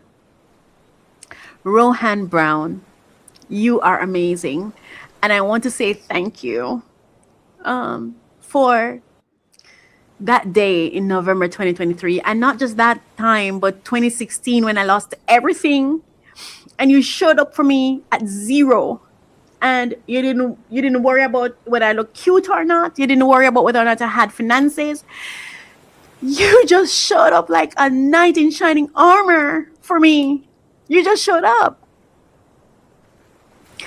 And it was so foreign to me that I was so horrible to you. And when I say to him, like, oh my God, like, I was so horrible, I'm so sorry. When were you horrible? He's like, when? When were you horrible to me? And I know I've been horrible, But it's like he doesn't see it. All he sees is the best of me. And that's why for me now, I really have to go back to do work in the area of love, because I couldn't understand. I was hanging on to the old patterns of love, rejection, that which doesn't even pursue me, that which doesn't even have interest in me beyond the surface, the random, the happenstance. Confusing assignment with alignment. That's what I was doing. And then confusing, like when I tell you this guy showed up, I remember he hugged me and held me and kept rubbing my back. And I know it was for more than 5 minutes. I remember I had just finished working out, and I didn't know he had this thing where he always showed up and just show up. He likes to surprise me. He doesn't like to tell me when he's coming. He just pops up, And I had just worked out, and I'm like, oh my gosh, I'm so sweaty. And that guy held me for a long time. And that hug was actually an answered prayer. And I remember we were in my room and we were lying on the bed, and that guy hugged me again, and we just lay there with him just hugging me and rubbing the part of my body where his hand was. Like, he does that, He just has this thing when he's interacting with me. I feel like the most valuable human being in the entire world. In the entire world. And I'm not even saying that's my person. So let me say this. Should, in case he's with someone or in a relationship or married or whatever, we have no relations right now. No, there's no relationship. I'm just sharing my story of recognizing that I did not know how to identify love, real love, when someone was loving me, while I was busy begging and hoping someone who didn't love me to love me. But that person has the right to love who they love. Right? Anyway, I didn't even know I was going to go down that road of Rohan, but I have to say, Rohan, God bless you. You are amazing. I know that whoever you marry will just be so loved and cared for, because you're that kind of guy. You really are. And finally, I want to give you that. Thank you. And I feel safe saying his name, because if he, like, I don't have to wonder. I wonder if he will be upset, or I don't have to. Anyway, and he actually takes an interest in what I do, so he probably will hear it. Thank you for you. So our second story. Now, I'm not a regular viewer of The Real Housewives of Atlanta, but baby, even if you are not watching the show will find you. TikTok will find you. YouTube commentary will find you. The clips will find you. The reaction videos will find you. The algorithm is like, you may not go to the drama, but the drama will be delivered. Now, lately, I've been seeing chatter around the whole K. Michelle and this whole alleged plot storyline. And let me say this carefully. I do not know these people personally. I don't really have an interest to know them either. I do not know anyone's heart. I do not know what truly happened behind the scenes. I am speaking only as a viewer watching the public conversation and the way the storyline is being discussed online. But from what I have seen, the whole thing felt chaotic and manipulative to me. And I'm not talking about manipulating those who are on the show with them. I'm talking the audiences, us. It felt like suspicion being stirred. It felt like discord being planted. It felt like emotional bait being dropped in the water so the audience would bite. And in my opinion, it raised a bigger question. Are we being entertained or are we being emotionally manipulated? Because allegedly, some people do not just join the room, they light a match, call it truth, and wait for the cameras to find the smoke. And that is not just about one person on one show. This is about the larger appetite we have developed for content that toys with our emotions.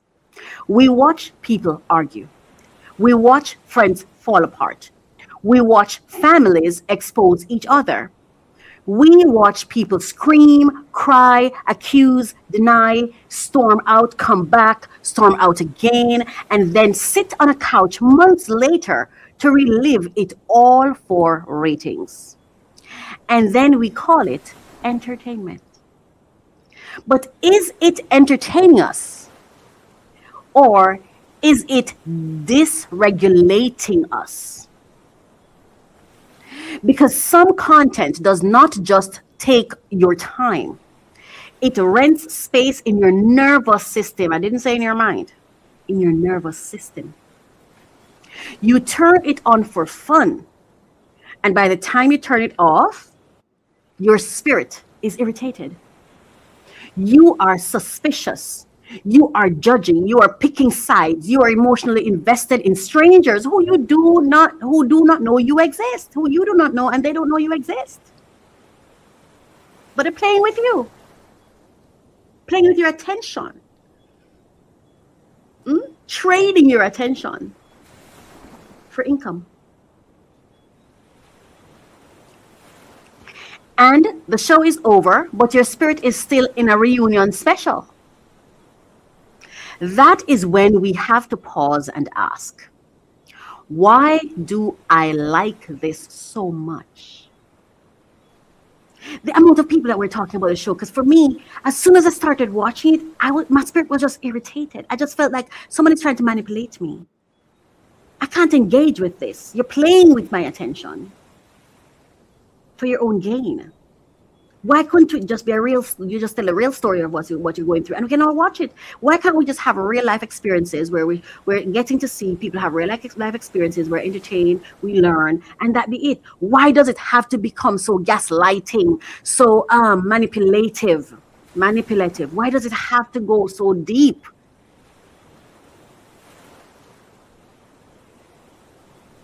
That is when we have to pause and ask, why do I like this so much? Why do I like this so much? Because anyone can bring anything to your table. You don't have to dine. So why am I dining? Not in a shameful way. I don't ask in a shameful way, nor do I ask in a judgmental way, but in a self-aware way. Why am I drawn to emotional chaos? Why do I feel pulled into other people's conflict? Why does betrayal content keep my attention? Why do I keep watching things that leave me feeling heavier? Because the truth is, when you have lived in survival long enough, peace can feel too quiet. So sometimes we reach for noise because noise feels familiar. Drama can feel like stimulation. Outrage can feel like energy. Gossip can feel like connection. Conflict can feel like movement. But movement is not always progress. Sometimes it is just your nervous system running on a treadmill. And that is where this conversation becomes personal, very personal. Because this week, I also saw a viral story about a tenant who was allegedly denied a security deposit refund. Instead of arguing or threatening, the tenant reportedly responded in a calm but public way by printing flyers and sharing the experience in the neighborhood. And I get it. I get it. Because when you are owed something, your first instinct is to prove the point. You want to say, no, you're not going to play with me. You want to pull out the receipts. You want to make the calls. You want to send messages. You want to show them that you are not weak, not foolish, not passive, not afraid. And let me be clear, there is a place for accountability. There is a place for accountability. There's a place for documentation. There's a place for standing up for yourself. There's a place for using the proper channels. There is a place for saying, no, this is not right. But there's also a place, another place. There's also another side of discernment. I am so proud of her. I am so proud of her. There are moments when the battle may be valid, but God still says, do not engage. And recently, that was me. I walked away from my rent deposit. I shared with you that I relocated. I walked away from my rent deposit, not because I was not owed, not because the money did not matter, not because I did not have anything to say, not because I could not pursue it, but because I recognized something in the spirit of the situation. I recognized the manipulation. I recognized evil energy. I recognized the heaviness. I recognized that if I stayed attached to that fight, it was going to cost me more than the money. And also more money. You know, and I remember I got a call from the agency that supposedly manage or handle or mediate on matters of these kinds of matters where I live. And I remember they called and said, okay, do you want to sue? Because you can, you know. And let me tell you what, because let me go back to this right here, where it says here, you want to show them that you're not weak, not foolish, not passive, not afraid. And I heard the voice that was not God saying to me, but you're going to seem weak. Is it that you're afraid? You're a coward. You're walking away from it. And it was about what, between 800 and 900 USD. I'll say maybe 800. I'll say 800. I don't want to go higher than, I'd rather go lower. Right? But I heard God so clearly. I heard God so clearly. I was in the bathroom and God said, you're going to walk away. You're going to walk away. And the funny thing is, when God said that to me, I had sent over emails and I copied the rental board and whatever, and I hadn't gotten a response yet. And God said to me, you're going to write an email today and you're going to walk away. I kind of hesitated a little and I'm like, okay, because I'm in an era where I'm really trying to obey God. I've been trying to do this since 2023 more intentionally, but since 2020. But since 2023, more intentionally, like, you know what, I'm going to obey God because I've seen things I can't unsee and had experiences I can't forget, So I said, okay, so I wrote the letter and I wrote the email and I went now to log into my email to send it off. And for this kind of email, I have a personal email that is a personal things that I only go in there when I'm handling things like this. It's not my business email that I go into all the time. And when I went there was an email that came back to me. Yeah. And when I saw it, when I saw it, the wrong, like, I know this was not God. Like, the other voice was like, argue back because this person's lying. And you have evidence that is that a voice, this, it's not a voice in my head. It was like a voice in my environment, to be honest with you. That's how it sounded to me. Like, that voice was like, you have all the evidence, man. You have over 20. I went and I started looking at the different videos, and I'm like, see, I catch you in a lie and many lies. But God said it again. Walk away. And God said to me, send the email I send you to send, and walk away. That's what God said to me. And so I walked away. But when I initially walked away, I felt like I was letting myself down. Like, am I just stupid? Am I just a coward? And I just said, God has never failed me. God has never failed me. And I remember talking to God like, I can use this in my content though, right? You're not going to tell me I should not talk about it either. And to be honest, I don't know if God responded or anything, but I just felt something in my spirit like, keep it light and keep it positive and keep it you. We don't associate with evil. And when we spot evil, we don't play with it. We don't associate with it. We don't engage with evil. We don't do that. We don't do that. Yeah.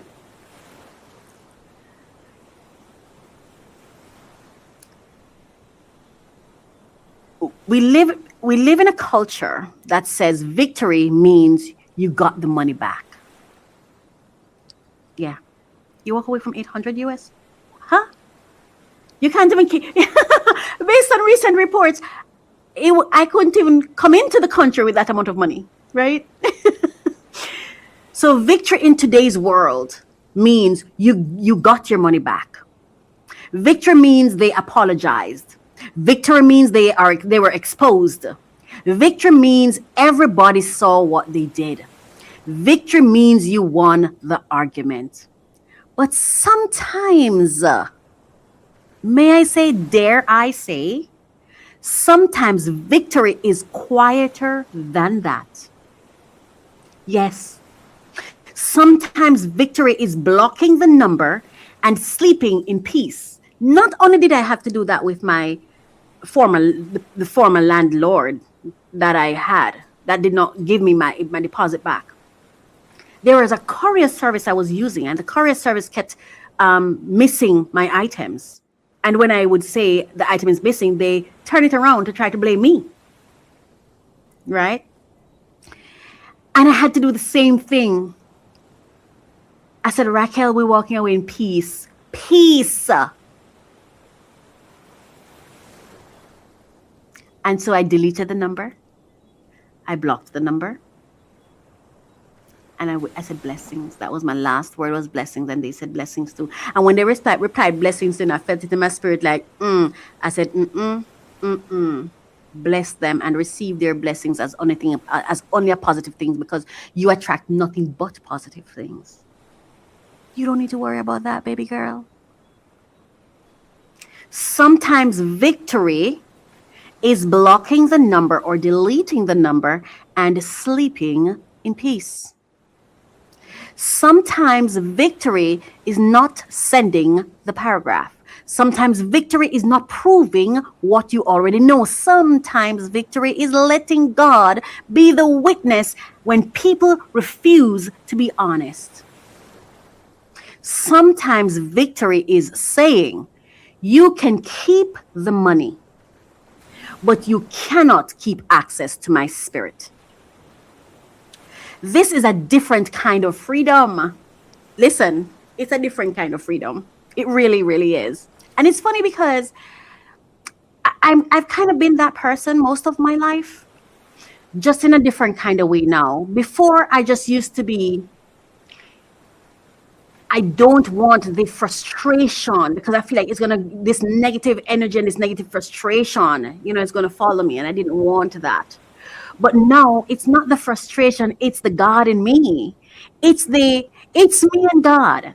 And I really, truly, truly in my heart want I would like that everyone who interacts with me, when they leave, in their own honesty and truth and authenticity, they should be able to say, you know what?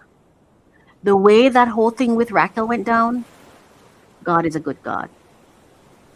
There's a good God out there, you know? And I always not weaponize God against the person I'm talking to. Just say, you know what? God is in control. God knows what's happening here. And I'm just going to let him handle that. That's not my affair.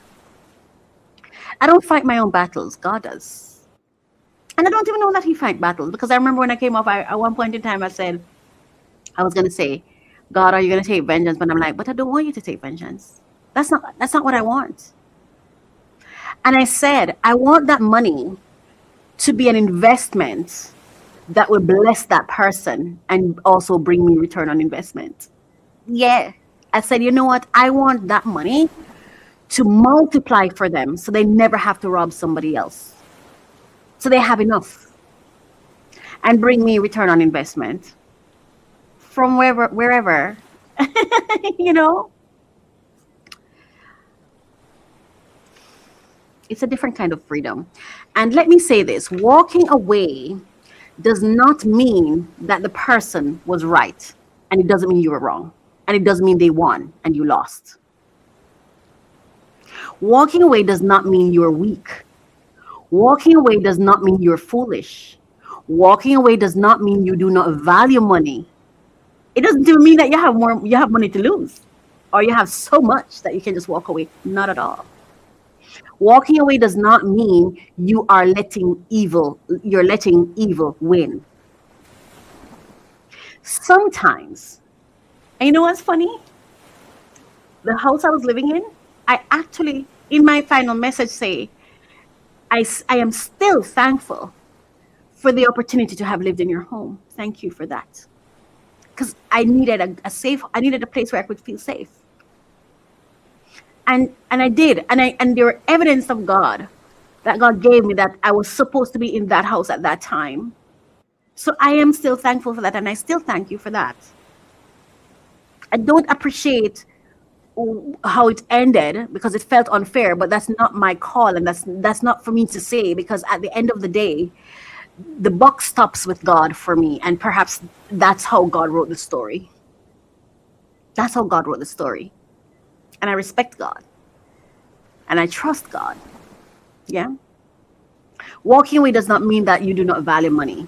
Walking away does not mean you are letting evil win. Sometimes walking away means you have finally learned the value of your peace. Because some refunds are not worth the receipt your soul has to keep carrying. Some refunds, some payments, some offers are not worth the receipt your soul has to keep carrying. Some battles come with hidden fees. Stress is a fee. Sleeplessness is a fee. Anger is a fee. Obsession is a fee. Constantly replaying the situation is a fee. Letting someone drag you out of character is a fee. Letting bitterness move into your heart is a fee. And I had to ask myself, what am I really collecting here? Am I collecting money, or am I collecting more heaviness? One of the things I was so proud of with myself is the moment I spot the evil really quickly, and I was willing to walk away, which tells me that the work I've been doing on myself is working, because I've been reconditioning myself. When it comes to God, obey right away. Don't delay. When it comes to something you're not supposed to do it right away, don't take, because before I used to take a lot of time, miss hits and misses before I realized you're not supposed to do this. But the fact that I was able to spot it so quickly, I saw it. I'm like, I don't interact with evil. I'm out. The moment evil entered the room, I was out. I'm very proud of myself for that. I'm not saying everyone should walk away from everything. Please do not mishear me or misunderstand. Yes? Some things need to be challenged. Some things need to be reported. Some things need to be documented. Some things need legal and practical action. And I feel that by copying the relevant authorities on that email, I at the very least I have reported it. And even when I spoke with them, when they were telling me about lawsuits or whatever, I said that's not necessarily what I wanted. What I really wanted was for you to intervene and speak and then inform us of what the real process is supposed to be. There was a moment for education and accountability, and that's all I wanted, right? But I realized that that was not going to happen either. There was a whole other thing, but I'm just going to leave that where it's at as well, right? So I'm not saying that you should walk away at all times. Some things need legal and practical action. Some things need to be reported. But I am saying we need discernment. We need to know when to stand and when to step back, when to speak and when to be silent, when to fight and when to flee, when to document and when to delete, when to pursue and when to release. Because every battle is not your assignment. And this is something that I'm telling you, in this I realize, like, I'm not going into any fight with evil. And I saw evil. I saw it. Evil. I'm not playing any games with evil. That's not my battle. Not my battle. Right? And every person who owes you is not worth your access. That is the thread connecting all three stories for me this week. Kiki Palmer reminded me that survival can become a trap when we do not realize the season has changed. The RHOA chatter reminded me that emotional chaos can become addictive when content trains us when content trains us to crave conflict. And the tenant deposit story reminded me that even when we are owed something, we still have to ask, what is this going to cost my peace? So this week's allegedly reflection is simple. Are you addicted to survival? Are you hooked on chaos? Or are you finally ready to choose peace? Because peace is not always passive. Sometimes peace is powerful. Sometimes peace is holy. Sometimes peace is strategic. Sometimes peace is the loudest thing you can do without saying a word. And sometimes peace is the refund. Sometimes. And when it is, it will flow. It will flow.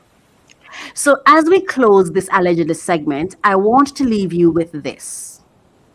Refresh, Relax, Renew is not just a podcast title. It is a lifestyle decision. Refreshing means telling the truth about what survival taught me, or you. Relaxing means refusing to let chaos entertain you into emotional exhaustion. Renewing means walking away when God says your peace is the profit. Allegedly, everybody wants to win. But maybe this week, winning looks like healing. Maybe winning looks like turning the show off. So let me say this right. I released 2 albums and a couple of singles this month. Totally unexpected. Did not plan it. Did not know I was going to do it.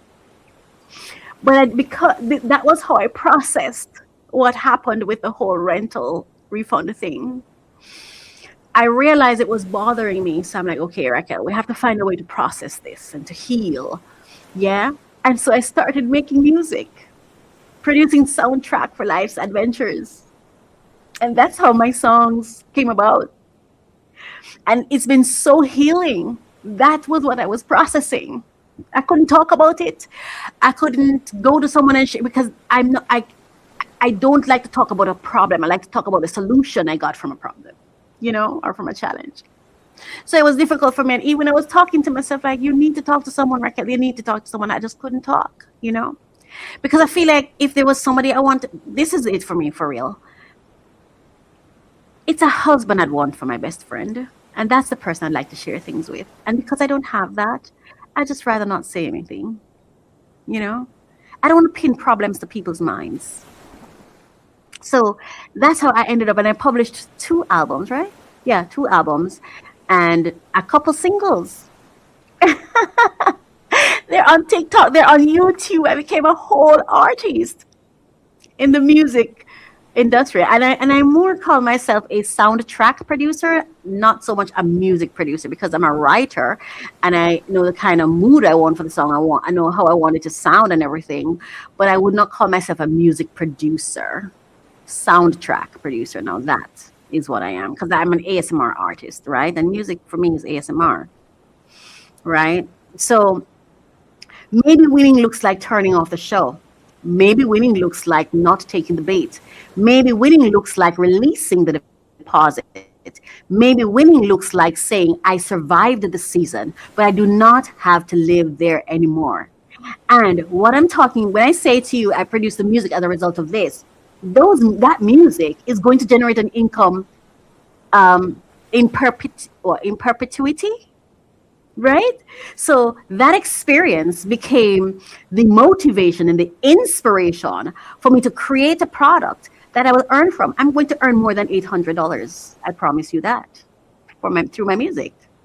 So it's not a loss. There are many ways to process the pain, not just one way. You don't have to choose the way of chaos and disrupt your life. Yeah. And that is the word for this week. Do not let survival become your prison. Do not let chaos become your entertainment. Do not let money become the leash that keeps you tied to evil. Yeah? Choose peace. Even if they misunderstand it, even if they call it weakness, even if they think they got away with something. God saw, God knows, and God can restore what peace required you to release. And this has been allegedly for today. We're now going to go on to our next segment, which is Unbox Solutions with me. I know the show is already at the 2 hour mark, but I have to go. I have to do the other segment. So we're going to do the other segments by the book, okay? I'm not going to stray. I'm going to be by the book. But you know what? It was worth it. All worth it for me. And again, I say you can skip through. You don't have to watch the entire thing, or you can just choose not to watch this episode at all as well. I still appreciate you and I value you. But I do think that if you choose to watch it, you'll be inspired a time or two. Yeah. Okay, let's go to. God is so amazing. God is truly amazing. Welcome to Unboxing Solutions, where we unwrap more than packages, we unwrap possibility. Every tool you see is chosen with care, purpose, and real-life use in mind. If what you create deserves to be opened, explored, and put to work, this is that space.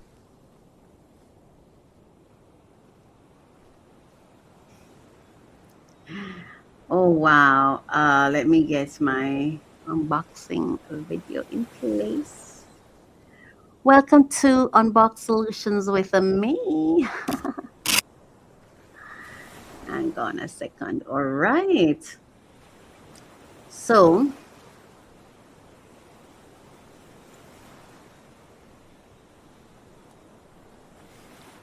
is that correct? Let's play this again. Welcome to Unboxing Solutions, where we unwrap more than packages, we unwrap possibility. Every tool you see is chosen with care, purpose, and real-life use in mind. If what you create deserves to be opened, explored, and put to work, this is that space.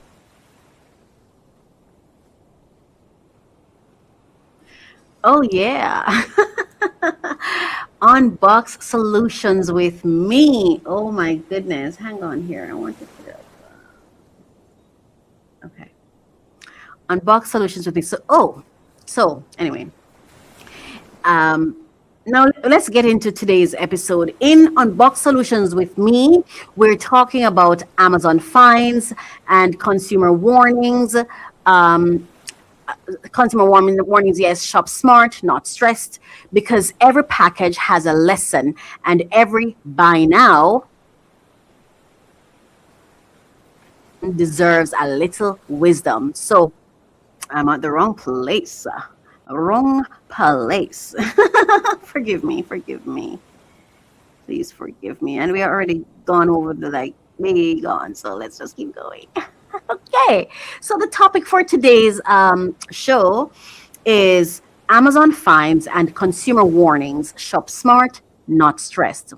Welcome back to Unbox Solutions with me, where we do not just open packages, we open solutions, receipts, wisdom, and sometimes a warning label or two. Today's topic, like I said, is Amazon fines and consumer warnings. Shop smart, not stressed. Right. Just checking something. All right. Yeah. Because let's be honest, online shopping has become part of everyday life. So I'm going to start sharing this.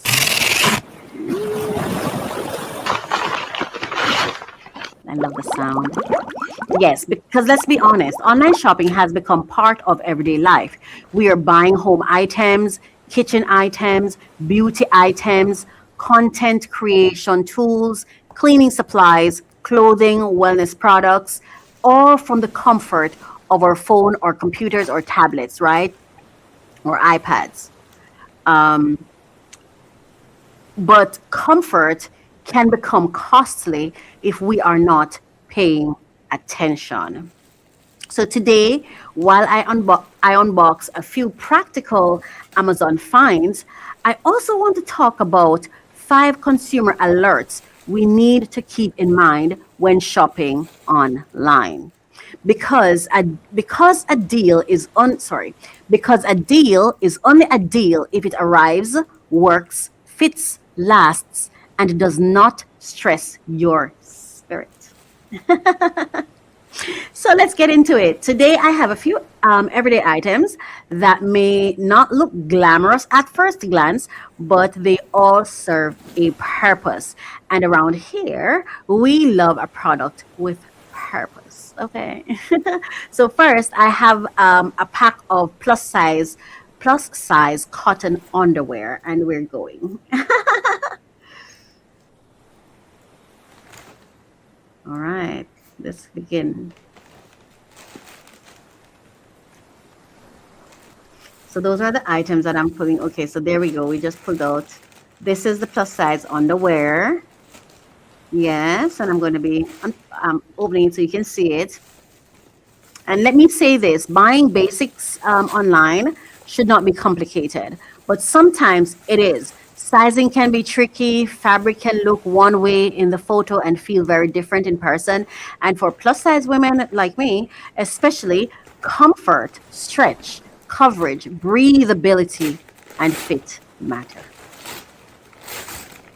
This is not just underwear. This is daily comfort. This is, I do not want to be pulling, adjusting, regretting, or rebuking my purpose by noon. And when it comes to these underwears, I bought these underwears because I want to wear them like shorts kind of feeling. Like I just put them on and I'm about the place, and I get to go about my business. Because I'm not necessarily a clothes person. I don't like too much clothes on my body. I really just like to be free. Yes, so that's what I bought that for. So with items like this, I always want to check the size chart, and I also go to the review section to see what people have to say. Yeah, I like to also check the fabric content, the reviews from people from people with similar body types, and whether the item actually matches the photo. Consumer alert number 1. Do not trust the stars alone. Do not trust the stars alone. Read the reviews like you are reading the fine print of a relationship.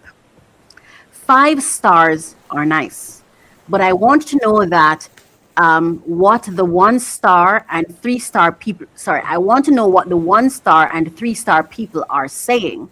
Are they complaining about size, shrinking, thin fabric, poor stitching, colors bleeding in the wash? Did several people mention the same issue?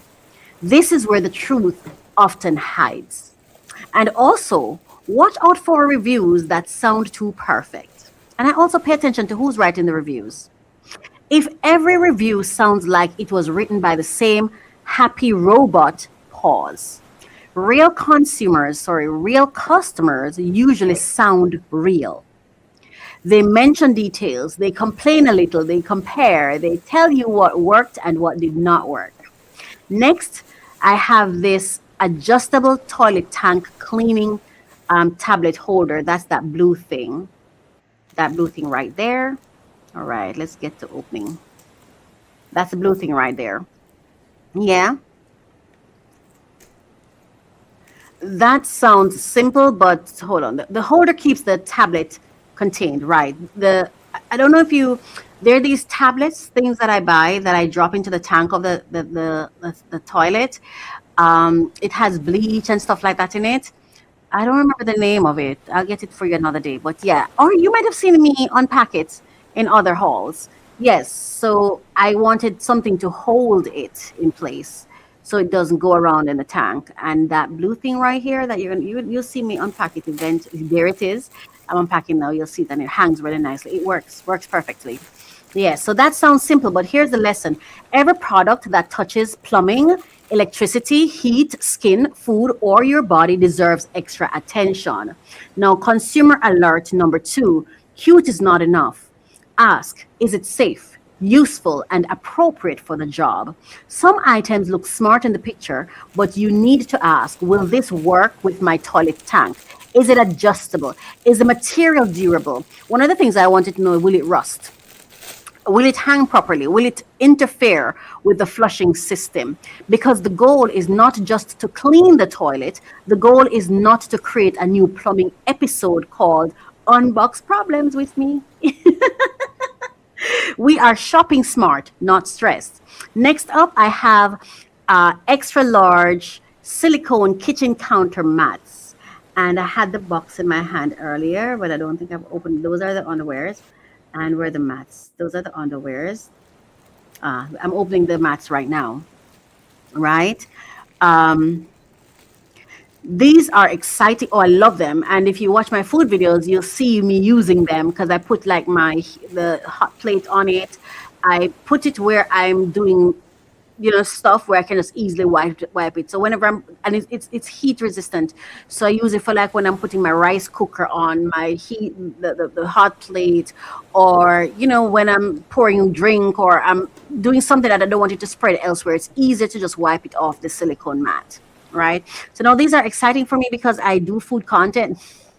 I do food content, tea content, kitchen content, and everyday home living. A good silicone mat can help protect the counter from heat, stains, scratches, and messy prep work. It also contains the amount of work I have to do, if that makes sense. It can also create a cleaner work surface for cooking or filming. But again, we have to pay attention. And now we go on to consumer alert number 3. Check product specifications before you buy. Not after the return window closes. Look at the size, look at the thickness, look at the heat resistance, look at whether it is non-slip, look at the cleaning instructions, look at whether people say it curls, stains, smells, tears, or moves around. And this brings me to a big one. Open your packages early. Oh my gosh. So what I do now, because there was a time when I would save my packages because I want to do my videos, right? But what I do now is I open the packages right away and film it, then store the footage, because you want to test the product. You want to use the product to make sure that you don't miss the window. But we're going to go through it. Open packages early. Do not let your items sit for weeks unopened unless you are absolutely sure you want to keep them, because return windows do not care that life got busy. The calendar will keep calendaring. So when your package arrives, inspect it, test it, make sure all the pieces are there, make sure it works, make sure it fits, make sure it is not damaged, because there is nothing like opening a product after the return window closes and realizing the product came broken, missing parts, smelling suspicious, or looking like it survived a warehouse wrestling match, right? Yes. Next, I have silk-like satin headscarves. Let's go to them. And I went right there. Look at that, like clockwork. Yes. Now, this is another practical self care item. Scarves can help protect the hair while sleeping, reduce friction, preserve styles, and add a little beauty to the everyday routine. But with fabric items, especially things that touch your hair, face, skin, or body, I like to check the texture, the stitching, the size, and whether it stays on. Yeah, this thing, yeah, I've been double thinking, why did I buy this? I think now that I have braids in my hair, now this is going to become handy because it slips quickly. But it's now it's handy because this morning I wore it when I was working out and it held my hair in place because I don't like to feel it on my skin. But it held my hair in place and it was fantastic. Yeah, because sometimes a scarf looks luxurious online, but when it arrives, it feels like a party favor from the clearance bin. Because when I bought this, I wanted to wear it on my podcast, but I'm not sure I'm going to be able to because it slips off so quick, so easily, and it doesn't necessarily stay in place. But we'll see as I go along. Now, consumer alert number 4: know the difference between product photos and product reality. Online photos are designed to sell lighting, angles, models, staging, and editing can make a product look bigger, thicker, shinier, softer, stronger, or more expensive than it really is. That does not mean the seller is always being dishonest, but it does mean we need to shop with wisdom. Look for customer photos, look for videos, look for reviews that mention real life use. For scarves, I want to know this. Is it actually soft? Is it large enough? Does it slip off? Does the edge fray? Does the color bleed? Does it help with with sleep styling? Or does it end up across the room by 3 a.m. living its own life? And finally, I have buffet risers and display stands. Let me show you those. Here we go. That's these, right? Now, these are giving content creator. Yeah, that's the reason I bought them for my food channel. These are giving tea bar. These are giving dessert table. These are giving, I have 3 cupcakes, but I am going to make them look like an event. And that matters because presentation matters. Whether you are creating content, hosting guests, filming recipes, setting up a tea table, or displaying products, risers can help create height, layers, and visual interest. But consumer alert number 5: check stability, weight capacity, and purpose before trusting a product with your presentation. If I am placing food, glass, desserts,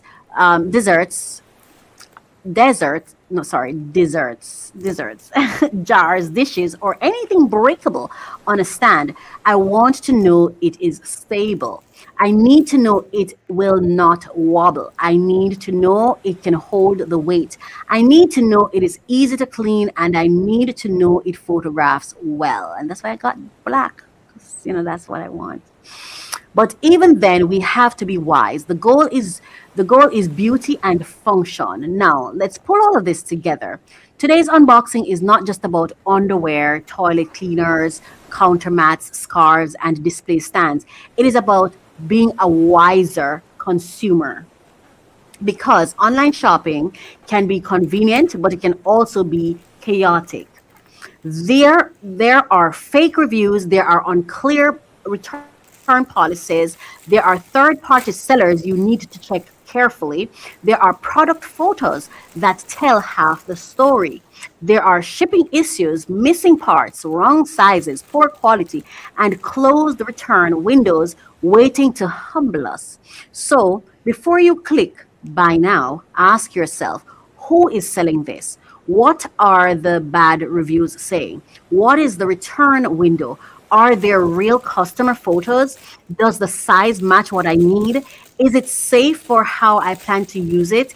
Do I need this now? Or am I being emotionally influenced by a sale, a video, or a late night shopping mood? Because let's tell the truth, some of us do not need a cart. We need pause. Online shopping has a way of making everything feel urgent. Limited deal, only a few left. I never buy based on those details. I only buy when I feel like there's something that I need. I intentionally do not go to deals and stuff like that because I don't want to develop a habit of doing that. Lightning sale recommended for you. Customers also bought. Buy again, add to cart, subscribe and save. The internet knows how to whisper, you need this. You need this. But wisdom says, do I? That is the heart of today's segment. Shop smart, not stressed. Buy what serves life, not what manipulates your attention. Look for solutions, not clutter. Read the reviews, check the seller, open the package early, test the product, and do not be afraid to return what does not work within the return window. And please do not let shame enter the chat. If you bought something and it did not work, that is information. If the quality was poor, that is information. If the size was wrong, that is information. If the product looked better online than in person, that is information. We learn, we adjust, and we shop wiser next time.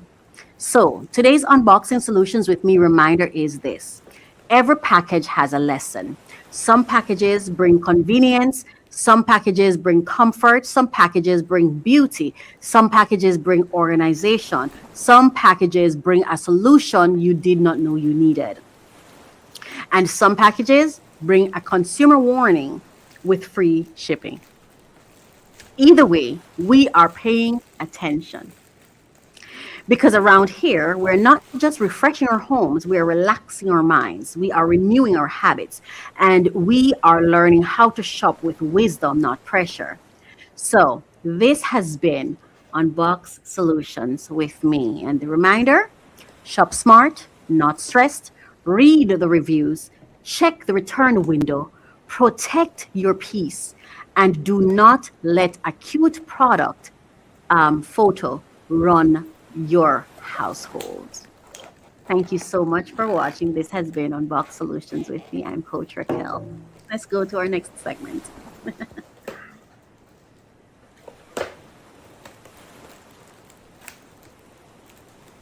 This is Free Money Wednesdays, where funding meets vision. Access becomes strategy, the fastest way to get attention. Apply for funding that lets them see your brand in motion. If you're building something worth backing, visibility starts here.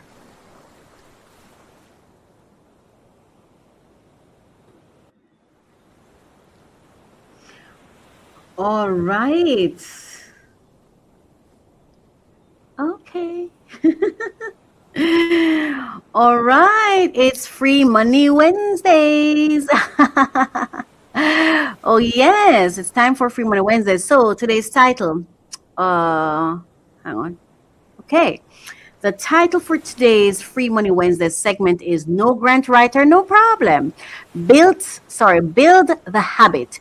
Use the tool. Do the work. Welcome back to Free Money Wednesdays, where we do not just talk about grants, funding, resources, and opportunities. We talk about the mindset, the systems, and habits required to actually pursue them. Yes? And today, I want to talk directly to NGOs, nonprofits, ministries, community organizations, grassroots leaders, and everyday people who keep saying, I need funding, but I do not have a grant writer. Well, today's word is no grant writer, no problem. But let me ask you something. Are you willing to apply yourself? Are you willing to learn? Are you willing to read the instructions?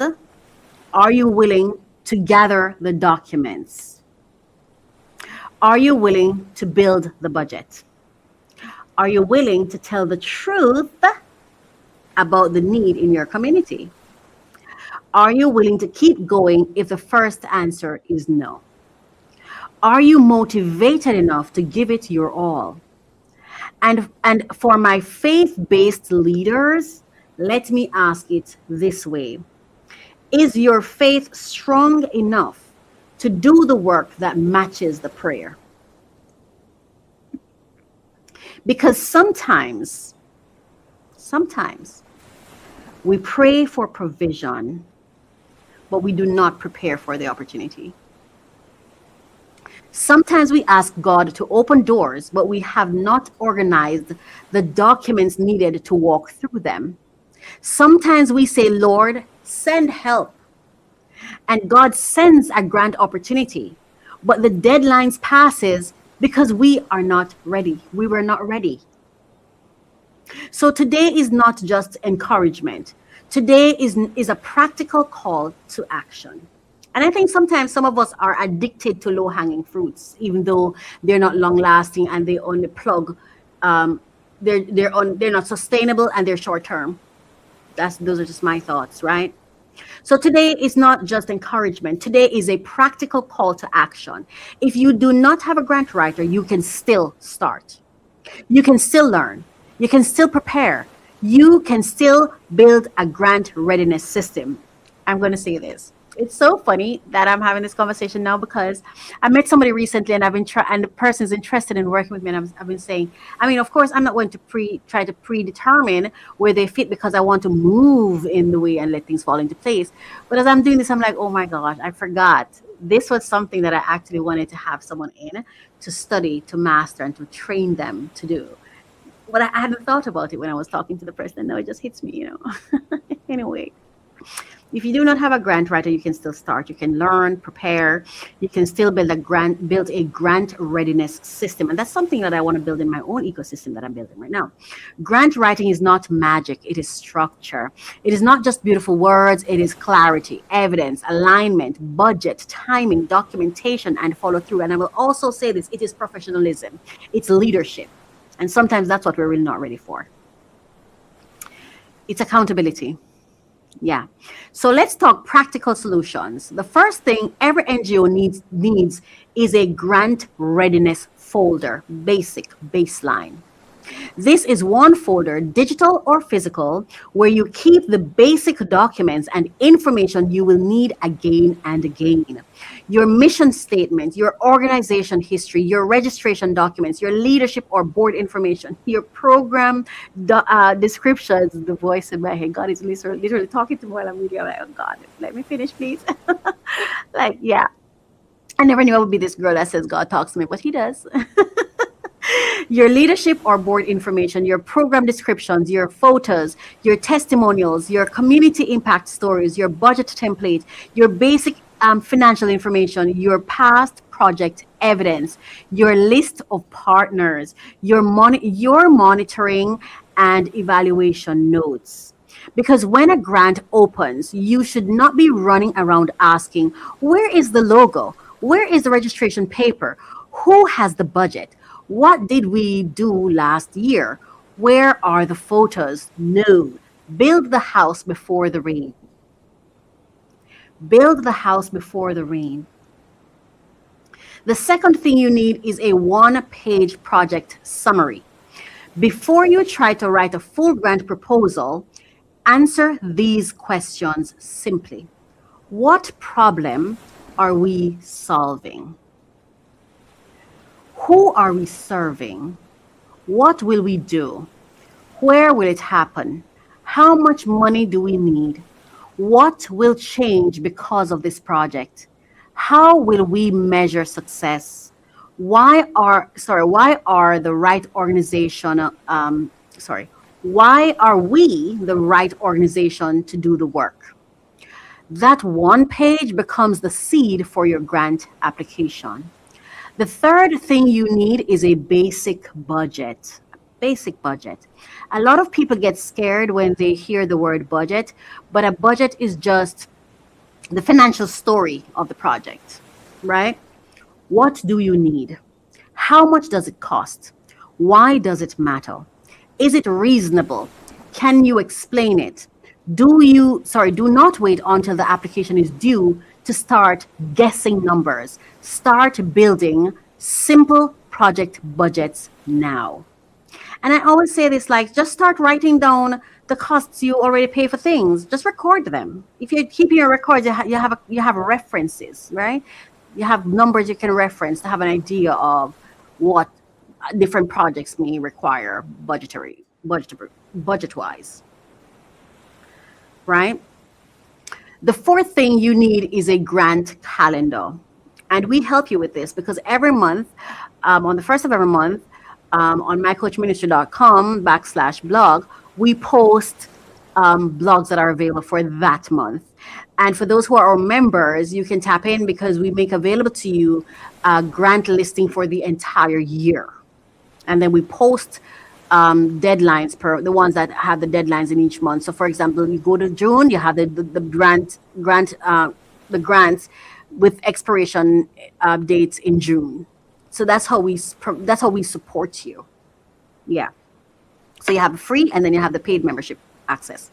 Write down the grant name, the funder, the deadline, the amount available, eligibility requirements, documents needed, application status, submission date, and follow-up dates. Because sometimes the difference between funded and forgotten is not talent, it is a calendar. The fifth thing you need is to start small. Every NGO does not need to begin with the biggest international grant or the most complicated government application. Start with community grants, small foundation grants, local business sponsorships, church support, diaspora support, corporate social responsibility programs, and smaller communities that help you practice. Each application teaches you, each deadline trains you, each no can sharpen you, each yes can build your confidence. Now let's talk about the tools, because we are living in a time where you may not have a grant writer, but you may have access to an AI assistant. And that brings me to the second part of today's segment: ChatGPT, Gemini, Claude, Copilot, and Perplexity. What are these tools? What are they best at? And which one should you choose? Let's keep it simple. ChatGPT is a strong all-around assistant.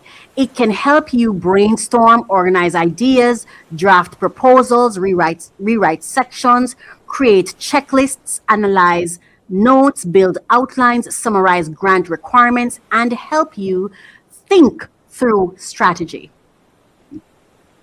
If you are someone who needs help turning rough thoughts into organized content, ChatGPT can be a strong partner. Gemini.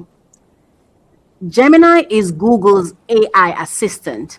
It may be especially helpful if you already use Google tools like Gmail, Google Docs, Google Drive, Google Sheets, Google Meet, or Notebook LM. If your organization lives in Google Workspace, Gemini may feel natural because it connects with that ecosystem. Claude. Claude is often strong with long documents, careful writing, reasoning, summarizing, reviewing, and helping you refine complex content. If you have a long proposal, a long report, a long program description, or a lot of notes to organize, Claude may be helpful.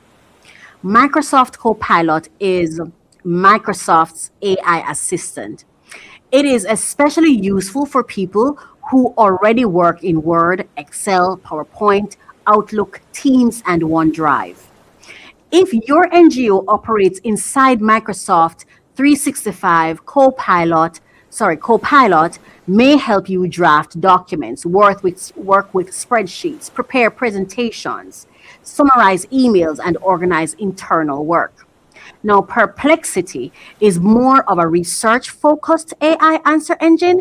It is useful when you want to search, compare sources, and get source-backed answers quickly. If you are doing grant research, looking up funders, checking current information, and trying to understand a topic, Perplexity can be useful. So which one should you choose? Here's my position. No system is perfect, and no system is, I would like to say, all-inclusive or the end-all and be-all, because these are just tools. And it's the human that's using them that really determines the direction and the outcome, in my opinion. The real outcomes, you know? So no system is perfect. Do not spend all your time chasing the perfect AI tool. Pick one, learn it, use it consistently, build your folders, build your templates, build your prompts, build your process, because the tool is not the miracle. The habit is. A powerful tool in inconsistent hands will still produce inconsistent results. But a focused person with one good tool, a clear goal, and disciplined habits can make serious progress. So whether you are applying for grants or choosing your AI partner, the real question is not just which tool should I use? The real question is, what habits am I bringing to the tool? It's just like a network, an ecosystem. It's not where you are. And even with people, sometimes it's not necessarily who you're with. It's who you are, and are you clear about who you are and what your goals are, and staying focused and committed and actually doing the work. Right? So it's what habits am I bringing to the tool? And that brings us to the 7 habits connection. If you didn't hear anything from today's episode, I want you to hear this. Many of us know the language of the 7 habits of highly effective people by, oh my gosh. No, I need the author's name. 7 habits. Yeah, okay. So this is inspired by the book, The 7 Habits of Highly Effective People, the book by Stephen Covey. I want to credit him. Yeah. So many of us know the language. We've heard it somewhere. Yeah. The 7 habits of highly effective people. And I want to borrow that framework today as a mirror for grant readiness and AI readiness. Yes. So let's go. Habit 1, be proactive. Do not wait until the grant is announced to start preparing. Do not wait until the deadline is close to gather your documents. Do not wait until you are desperate to learn how to use AI. Start now. Create the folder now. Write the project summary now. Learn the tool now. Practice before pressure. Habit number 2, begin with the end in mind. This is probably, for me, this is my biggest takeaway from this book. Having the end in mind for whatever I desire. Yeah. Before applying for a grant, know what success looks like. What are you trying to accomplish? How many people will be served? What will change in the community? What is the final outcome? What is the final outcome? If you do not know where you're going, the proposal will wander. Your team will wander when you wander, right? And AI cannot fix a vision. AI cannot fix a confused vision. It can only help organize what you are clear enough to explain. Habit number 3, put first things first. Put first things first. This is where many organizations struggle.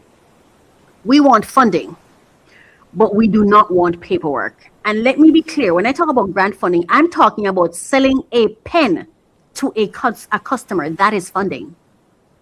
That is funding, all right? We want grants, we want income, we want to make money, but we do not want budget. We don't want paperwork. We want support, but we do not want reporting and leadership. And questions and to give clarity. We want opportunities, but we do not want deadlines. Put first things first. Eligibility first. Guidelines first. Documents first. Budget first. Impact first. Submission instructions first. The boring work is often the blessed work. Habit number 4, think win-win. A grant is not begging. A grant is partnership. You're not just saying, please give us money. You're saying, here is a community need. Here is our solution. Here is how your funding can help create measurable impact. The funder has a mission. Your organization has a mission. The goal is alignment. That is win-win. Habit number 5, seek first to understand. Read the grant guidelines before you write. Read them again. Then read them one more time with a higher and a humble spirit. Do not force your project into a grant that does not fit. Understand the funder. And I always say this, you need to be invested where you want it to be invested in. Some of us want to receive from people we don't care about. We're not interested in getting to know. Then you're heading to the lose-lose line. Right? Why should you be taking from people you have no interest in investing back into? Isn't that sounds like stealing or robbery to me? Narcissism comes to mind. That's not godly. Yeah? Understand the funder. Understand eligibility. Understand the required documents. Understand scoring criteria. Understand the deadline. Then write. Me personally, I want to be interested where I'm going to be investing my time and then aligning myself. I want to care. I want them to see return on investment because I'm always thinking sustainability. Yes. Because many applications are not rejected because the organization is bad.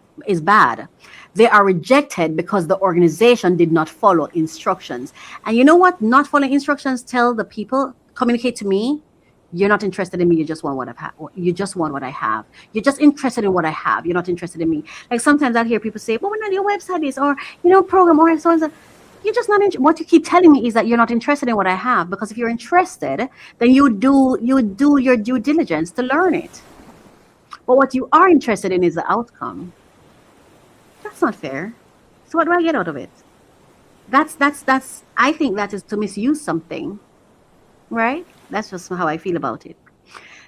Habit 6, synergize. Grant writing should not fall. I asked the other day on one of my podcasts, are you invested where you're investing? And I know I'm going to ask, are you investing where you're invested? Synergize. Grant writing should not fall on one tired person carrying the whole organization on their back. Bring in the team. The program person knows the work. The finance person knows the numbers. The community person knows the stories. The leader knows the vision. The admin person knows the documents. The volunteer may know the photos. The people you serve know the impact. Bring the pieces together. There's some people who don't want to take time to get to know who they're working with. And I'm not even talking person to person, even just the AI person you work with. Me, with all these AI, I want to know who. It's like I have a relationship with my AI. I don't just go in and say, give me that. No, even something, I was laughing to myself the other day because I was using ChatGPT and I responded to something and it gave me something and I did not say thank you. So I heard myself to myself, or the voice in my head was like, you should say thanks. So I said to myself, but it's not a person, it's a system. And I said to myself, yeah, but you're developing a habit in how you interact, whether it's a system or it's a person. So whatever you practice regularly, that's who you become. So, and I remember I shared a post on, I think it was on Facebook, when I said, how do you treat your AI partner? Okay. AI made me appreciate human beings. That's another podcast. No. Bring so the people you serve know the real impact. Bring the pieces together. AI can assist, but your team must provide the truth. And the final habit, sharpen the saw. Oh my goodness. Sharpen the saw. Keep improving. You see, with my clients, I'm always studying them. I'm always paying attention to what they do. I have to stay sharp with my clients so I can serve them. So I can serve them in a sustainable way and in a growth pattern. So I can advance when they're advancing. So I can move with how they're moving. I have to align myself with them to understand how they're moving, where they're going, what they're doing, what's important today. Last year we're doing one thing, but what are we doing today? How are they moving? What's happening? Is there anything that's new in their organization? And sometimes these things does not necessarily have anything directly to do with what they compensate me for or what I invoice them for. But because they're invoicing me for something, I have to be interested in the whole thing. That's just how I see it. I don't know how you serve otherwise, you know, because I like to feel like I'm adding value. Yes. So keep improving. If you apply and do not win, review the application. If feedback is available, read it. Save your answers, update templates, improve your budget, strengthen your data, train your team, learn better prompts, use AI wisely. I even have to study AI. Study what kind of prompts I want to use for what, how I want to use it. For example, right, when I was producing my music, there was a particular way I want the person to even sound. And I had to go do the research on the program that I was using and everything to understand how it works and how to leverage it for me in my best interest, the way I want it to sound, right? Yeah. And I wanted it to I wanted the voice to be inspired by my own voice. Since I don't have the voice. I could have the voice. That's the prototype. Yes. Anyway, so learn the space that you're in, and don't just learn it just to get a one up or to get something. Learn it because you really want to learn it, because you're invested, so you can really get the best benefit, the best outcome. Apply yourself. Yes. Anyway, strengthen your data, train your team, learn better prompts, use AI wisely. Do not start from zero every time. Every application should make the next one stronger. Should make the next one stronger. So here is the Free Money Wednesdays word for today. No grant writer, no problem. But no preparation, that is a problem. No grant writer, no problem. Lack of preparation, big problem, right? Or challenge. No documents, now that's a problem. No budget, that's a problem. No deadline discipline, that's a bigger problem. No willingness to learn, that's a problem. And no habit of follow through, problematic. Big problem, yeah? Because funding does not only follow need. Funding follows readiness. Funding follows alignment. Funding follows clarity. Funding follows credibility. Funding follows stewardship. And for my faith-based leaders, hear me clearly. Faith is not an excuse to be unprepared. Faith should make us more diligent, more professional, better leaders, better team builders. Faith should make us more disciplined. Faith should make us better stewards of the opportunities we are praying for. So choose your AI partner. ChatGPT, Gemini, Claude, Copilot, Perplexity. Choose one and learn it well. Build your grant folder. Write your one-page project summary. Create your budget template. Start your grant calendar. Read the instructions. Read the instructions. Study those whom you wish to align yourself with consistently and continuously. Apply, track, improve, apply again, because the goal is not perfection. The goal is progress with discipline. And remember this. Great tools can help you reach your targets, but habits determine whether you stay on course. This has been Free Money Wednesdays. No grant writer, no problem. Build the habit, use the tool, do the work, and give your mission a real chance to be funded. Sometimes I have to ask myself, why are you doing this, Racquel? Is it that you just need relevance, or are you or are you really passionate about this thing? What are you really passionate about? Because sometimes what we're really passionate about is not what we're really doing. So we have to become clear on what we're doing and why we're doing it and who we're really doing it for. And you should be a part of the beneficiary. You should be among your beneficiaries. It's not just for others, but there should be something you get out of it as well.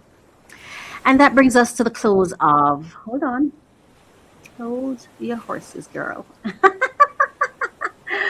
Oh my goodness. Thank you guys so much for staying here with me, being here with me.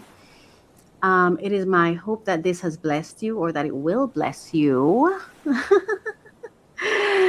Yes. And it's such a pleasure for me to serve you in this way, because I love to support. I love being a support system, you know. I love to help people get the support I didn't have. Anyway, that brings us to the close of another episode of Refresh, Relax, Renew. Today we talked about shopping smarter, applying for grants with courage and structure, using AI tools wisely, building habits that support the dream, and protecting our peace when conflict tries to pull us in places God already told us to leave. Okay. And before I go, I want to remind you what this is all connected to. My coach ministry is not just a website. Do I have it? Do I have it? Do I have it? I want to share it with you as I'm speaking about it, because this is my ecosystem that I'm building, the Calm Collective space that I make available. And I don't recruit people, I just share the information. And if you find it useful, then wonderful. Then wonderful, wonderful. Yes, but I just want to share it. All right. Uh-huh. Yeah, that's right. So I just want you to see it. All right. Okay, so mycoachministry.com that you're looking at right now is not just a website. It is an ecosystem. It is built for entrepreneurs, creators, community leaders, ministry leaders, and everyday people who are interested in ownership. Ownership of the gifts, their ideas, their income, their time, their healing, their digital presence, and their future. And I will tell you the truth. I built this because I needed it and still need it. Yeah. I was always a little different. Weird even. Some might say weird. And honestly, I receive that with a little sparkle on it. I received that with such grace and such humor and such pleasure. Yeah. I did not always like too much talking. As a matter of fact, I'm most comfortable talking behind a microphone in a public way. I prefer to just talk in public. I don't necessarily like speaking in private. And it's not necessarily because of security. It's just, I feel like if I have something to say, just put it out there rather than saying it in one space. And perhaps when it's repeated, you know, chatting, telephone or whatever. But this is where I feel most comfortable speaking, behind a microphone, okay? With my headset on. So I did not always like talking much. I did not always like too much talking unless I'm really, really close to someone and I become a real chatterbox. Yeah. I did not always want to be in everybody's room. I did not always know where to go for support that understood how my mind worked, how my spirit moved, and how my ideas keep multiplying. But I still needed support. I needed structure, I needed tools, I needed guidance, I needed a place where ideas where ideas could become systems, and systems could become income, impact, and legacy. So I started building the kind of system, the kind of support system I need. And I started building the kind of support system I need and the kind I still need. and I needed a specific type of system because I wanted to live. I'm in the process, like I spoke earlier when I was in allegedly, where I'm in the process now of getting out of matriculating from survival mode, and so I want to get to lazy mode. I want to get to passive income mode.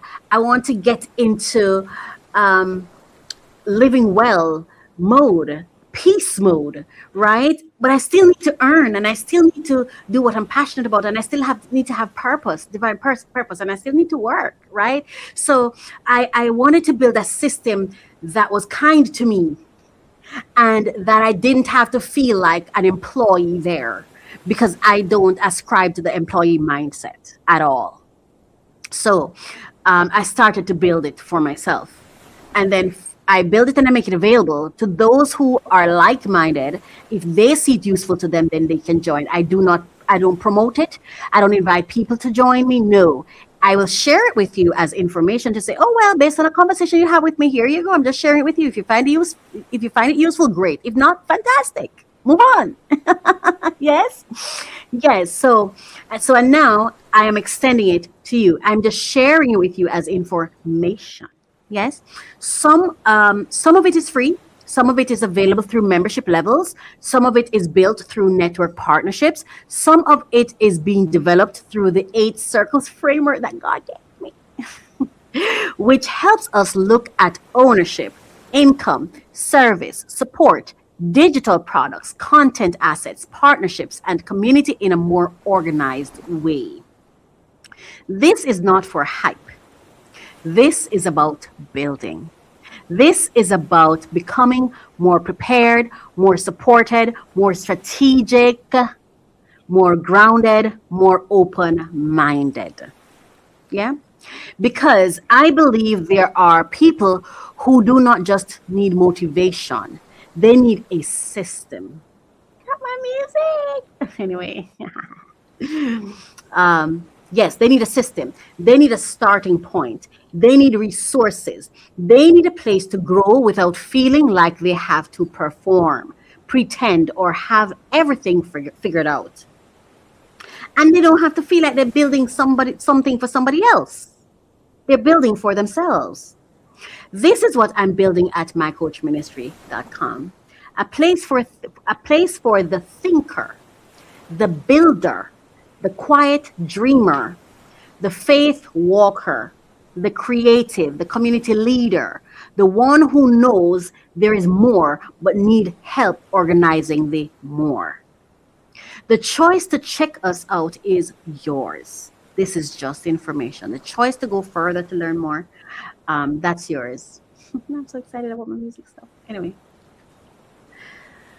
The choice to check us out is yours. No pressure, no chasing, no noise, just an open invitation. No struggle, love, no struggle, money, we say. So if you'd like, please visit mycoachministry.com or not. Explore the blog if you do. Explore the resources, explore the membership options, explore the 8 circles framework. See what fits, see what speaks. See what can support the season you are in and the future you are building. And as always, thank you for spending time with me. May you refresh your mind, relax your body, renew your spirit, protect your peace, build with wisdom. And remember, you do not have to become someone else to become who God called you to be. As you can see, I'm an empath, very emotional. Yeah. I've been very broken. So, I've had to go through a lot of healing and processing and everything. And I say, if that's not for you, change the dial, close the channel, go where you feel most yourself. Yeah.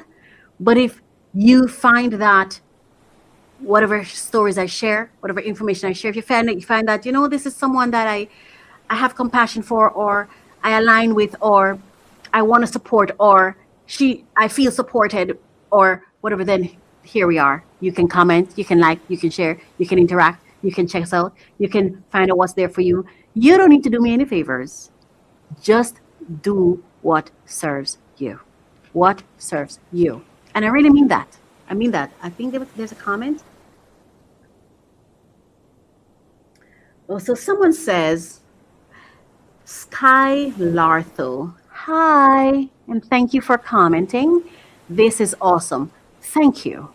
I'm happy that you feel that way.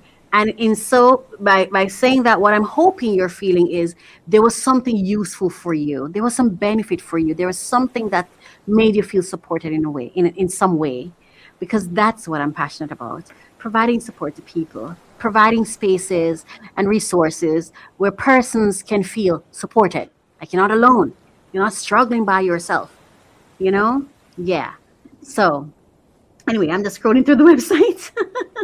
Let's go back to the top. Yeah, focus. So I'm Coach Racquel, and this has been Refresh, Relax, Renew, episode 42 in season 4. Until next time, breathe. Breathe, build, believe, and choose peace. Thank you. Thank you for listening. Thank you for today. Thank you for kind words, and consideration. And I just wish you the best. I just wish you the best. And go be. Be kind to yourself. Be kind to the organs in your body. Be kind to your legs, your thighs, your hands, your fingers, because they all come together to make you function and to make you you. Thank you so much for watching. I'm going to close with a different song. I'm going to close with a song. Let me see if I can find one. But thank you so much. This has been such a pleasure. I'm going to close with God Says It. So I will. Do I want to close that one? Let me see. Oh my gosh. I'm going to close it Up and Away. I love that song. Up and away.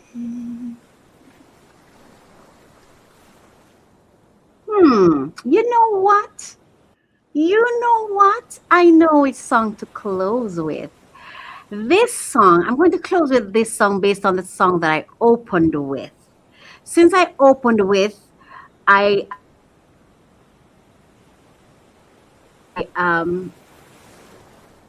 love that fail. This is my prayer to God to bring me my husband.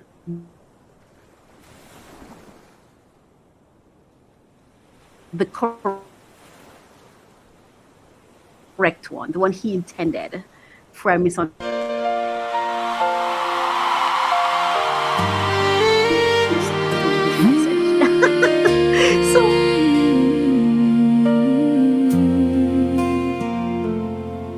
Lord, somewhere beneath these same stars tonight, there's a man.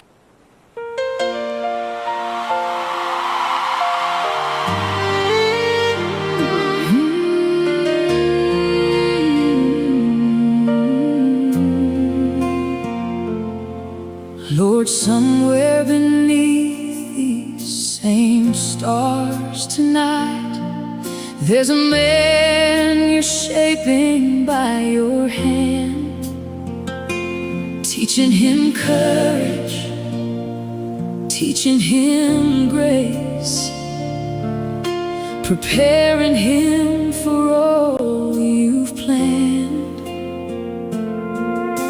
A warrior with a gentle heart, a man who walks in truth each day, a lover of you before all else, following your righteous way.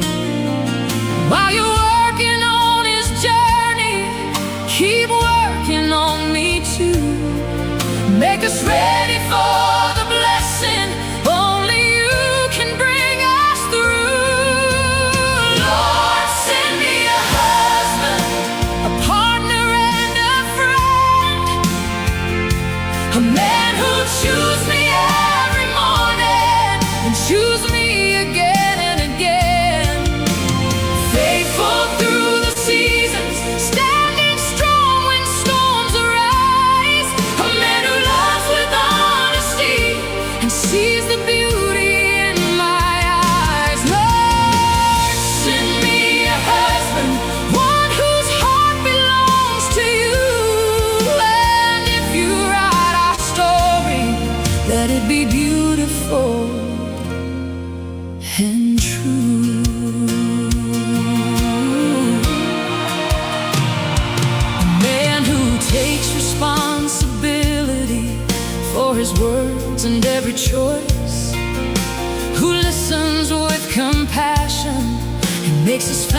feel a voice, a man who's present at the table, a father children can admire, a provider and protector with integrity and fire, a man who knows that strength is found not only in standing tall, but in opening up his heart and being vulnerable through it all. Lord, send me a husband, a partner and a friend, a man who'll choose me every morning and choose me again and again, faithful through the seasons, standing strong when storms arise, a man who loves with honesty and sees the beauty in my eyes. Give us patience for the process, give us wisdom for the wait, keep us walking in your purpose until you open heaven's gates. May he know that he is worthy, may he walk in who he is, and when our paths finally cross, may he recognize this gift. Lord, send me a husband, a man of faith and grace, a gentleman with tender hands and kindness on his face, a man who shares his heart with me, his dreams, his soul, his mind, a man who's not afraid of love and leaves no truth behind. Lord, send me a husband, if that's your will for me, a man who walks beside me in purpose and destiny. Until that day, I'll trust you. I leave tomorrow in your care, for every good and perfect gift begins with a faithful prayer.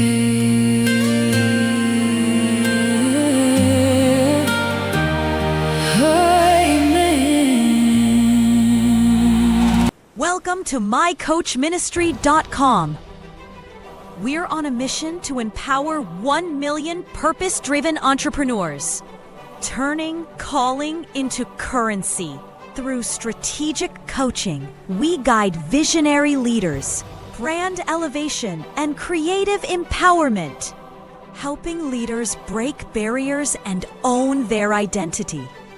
Build impactful, wealth-generating brands that echo across generations.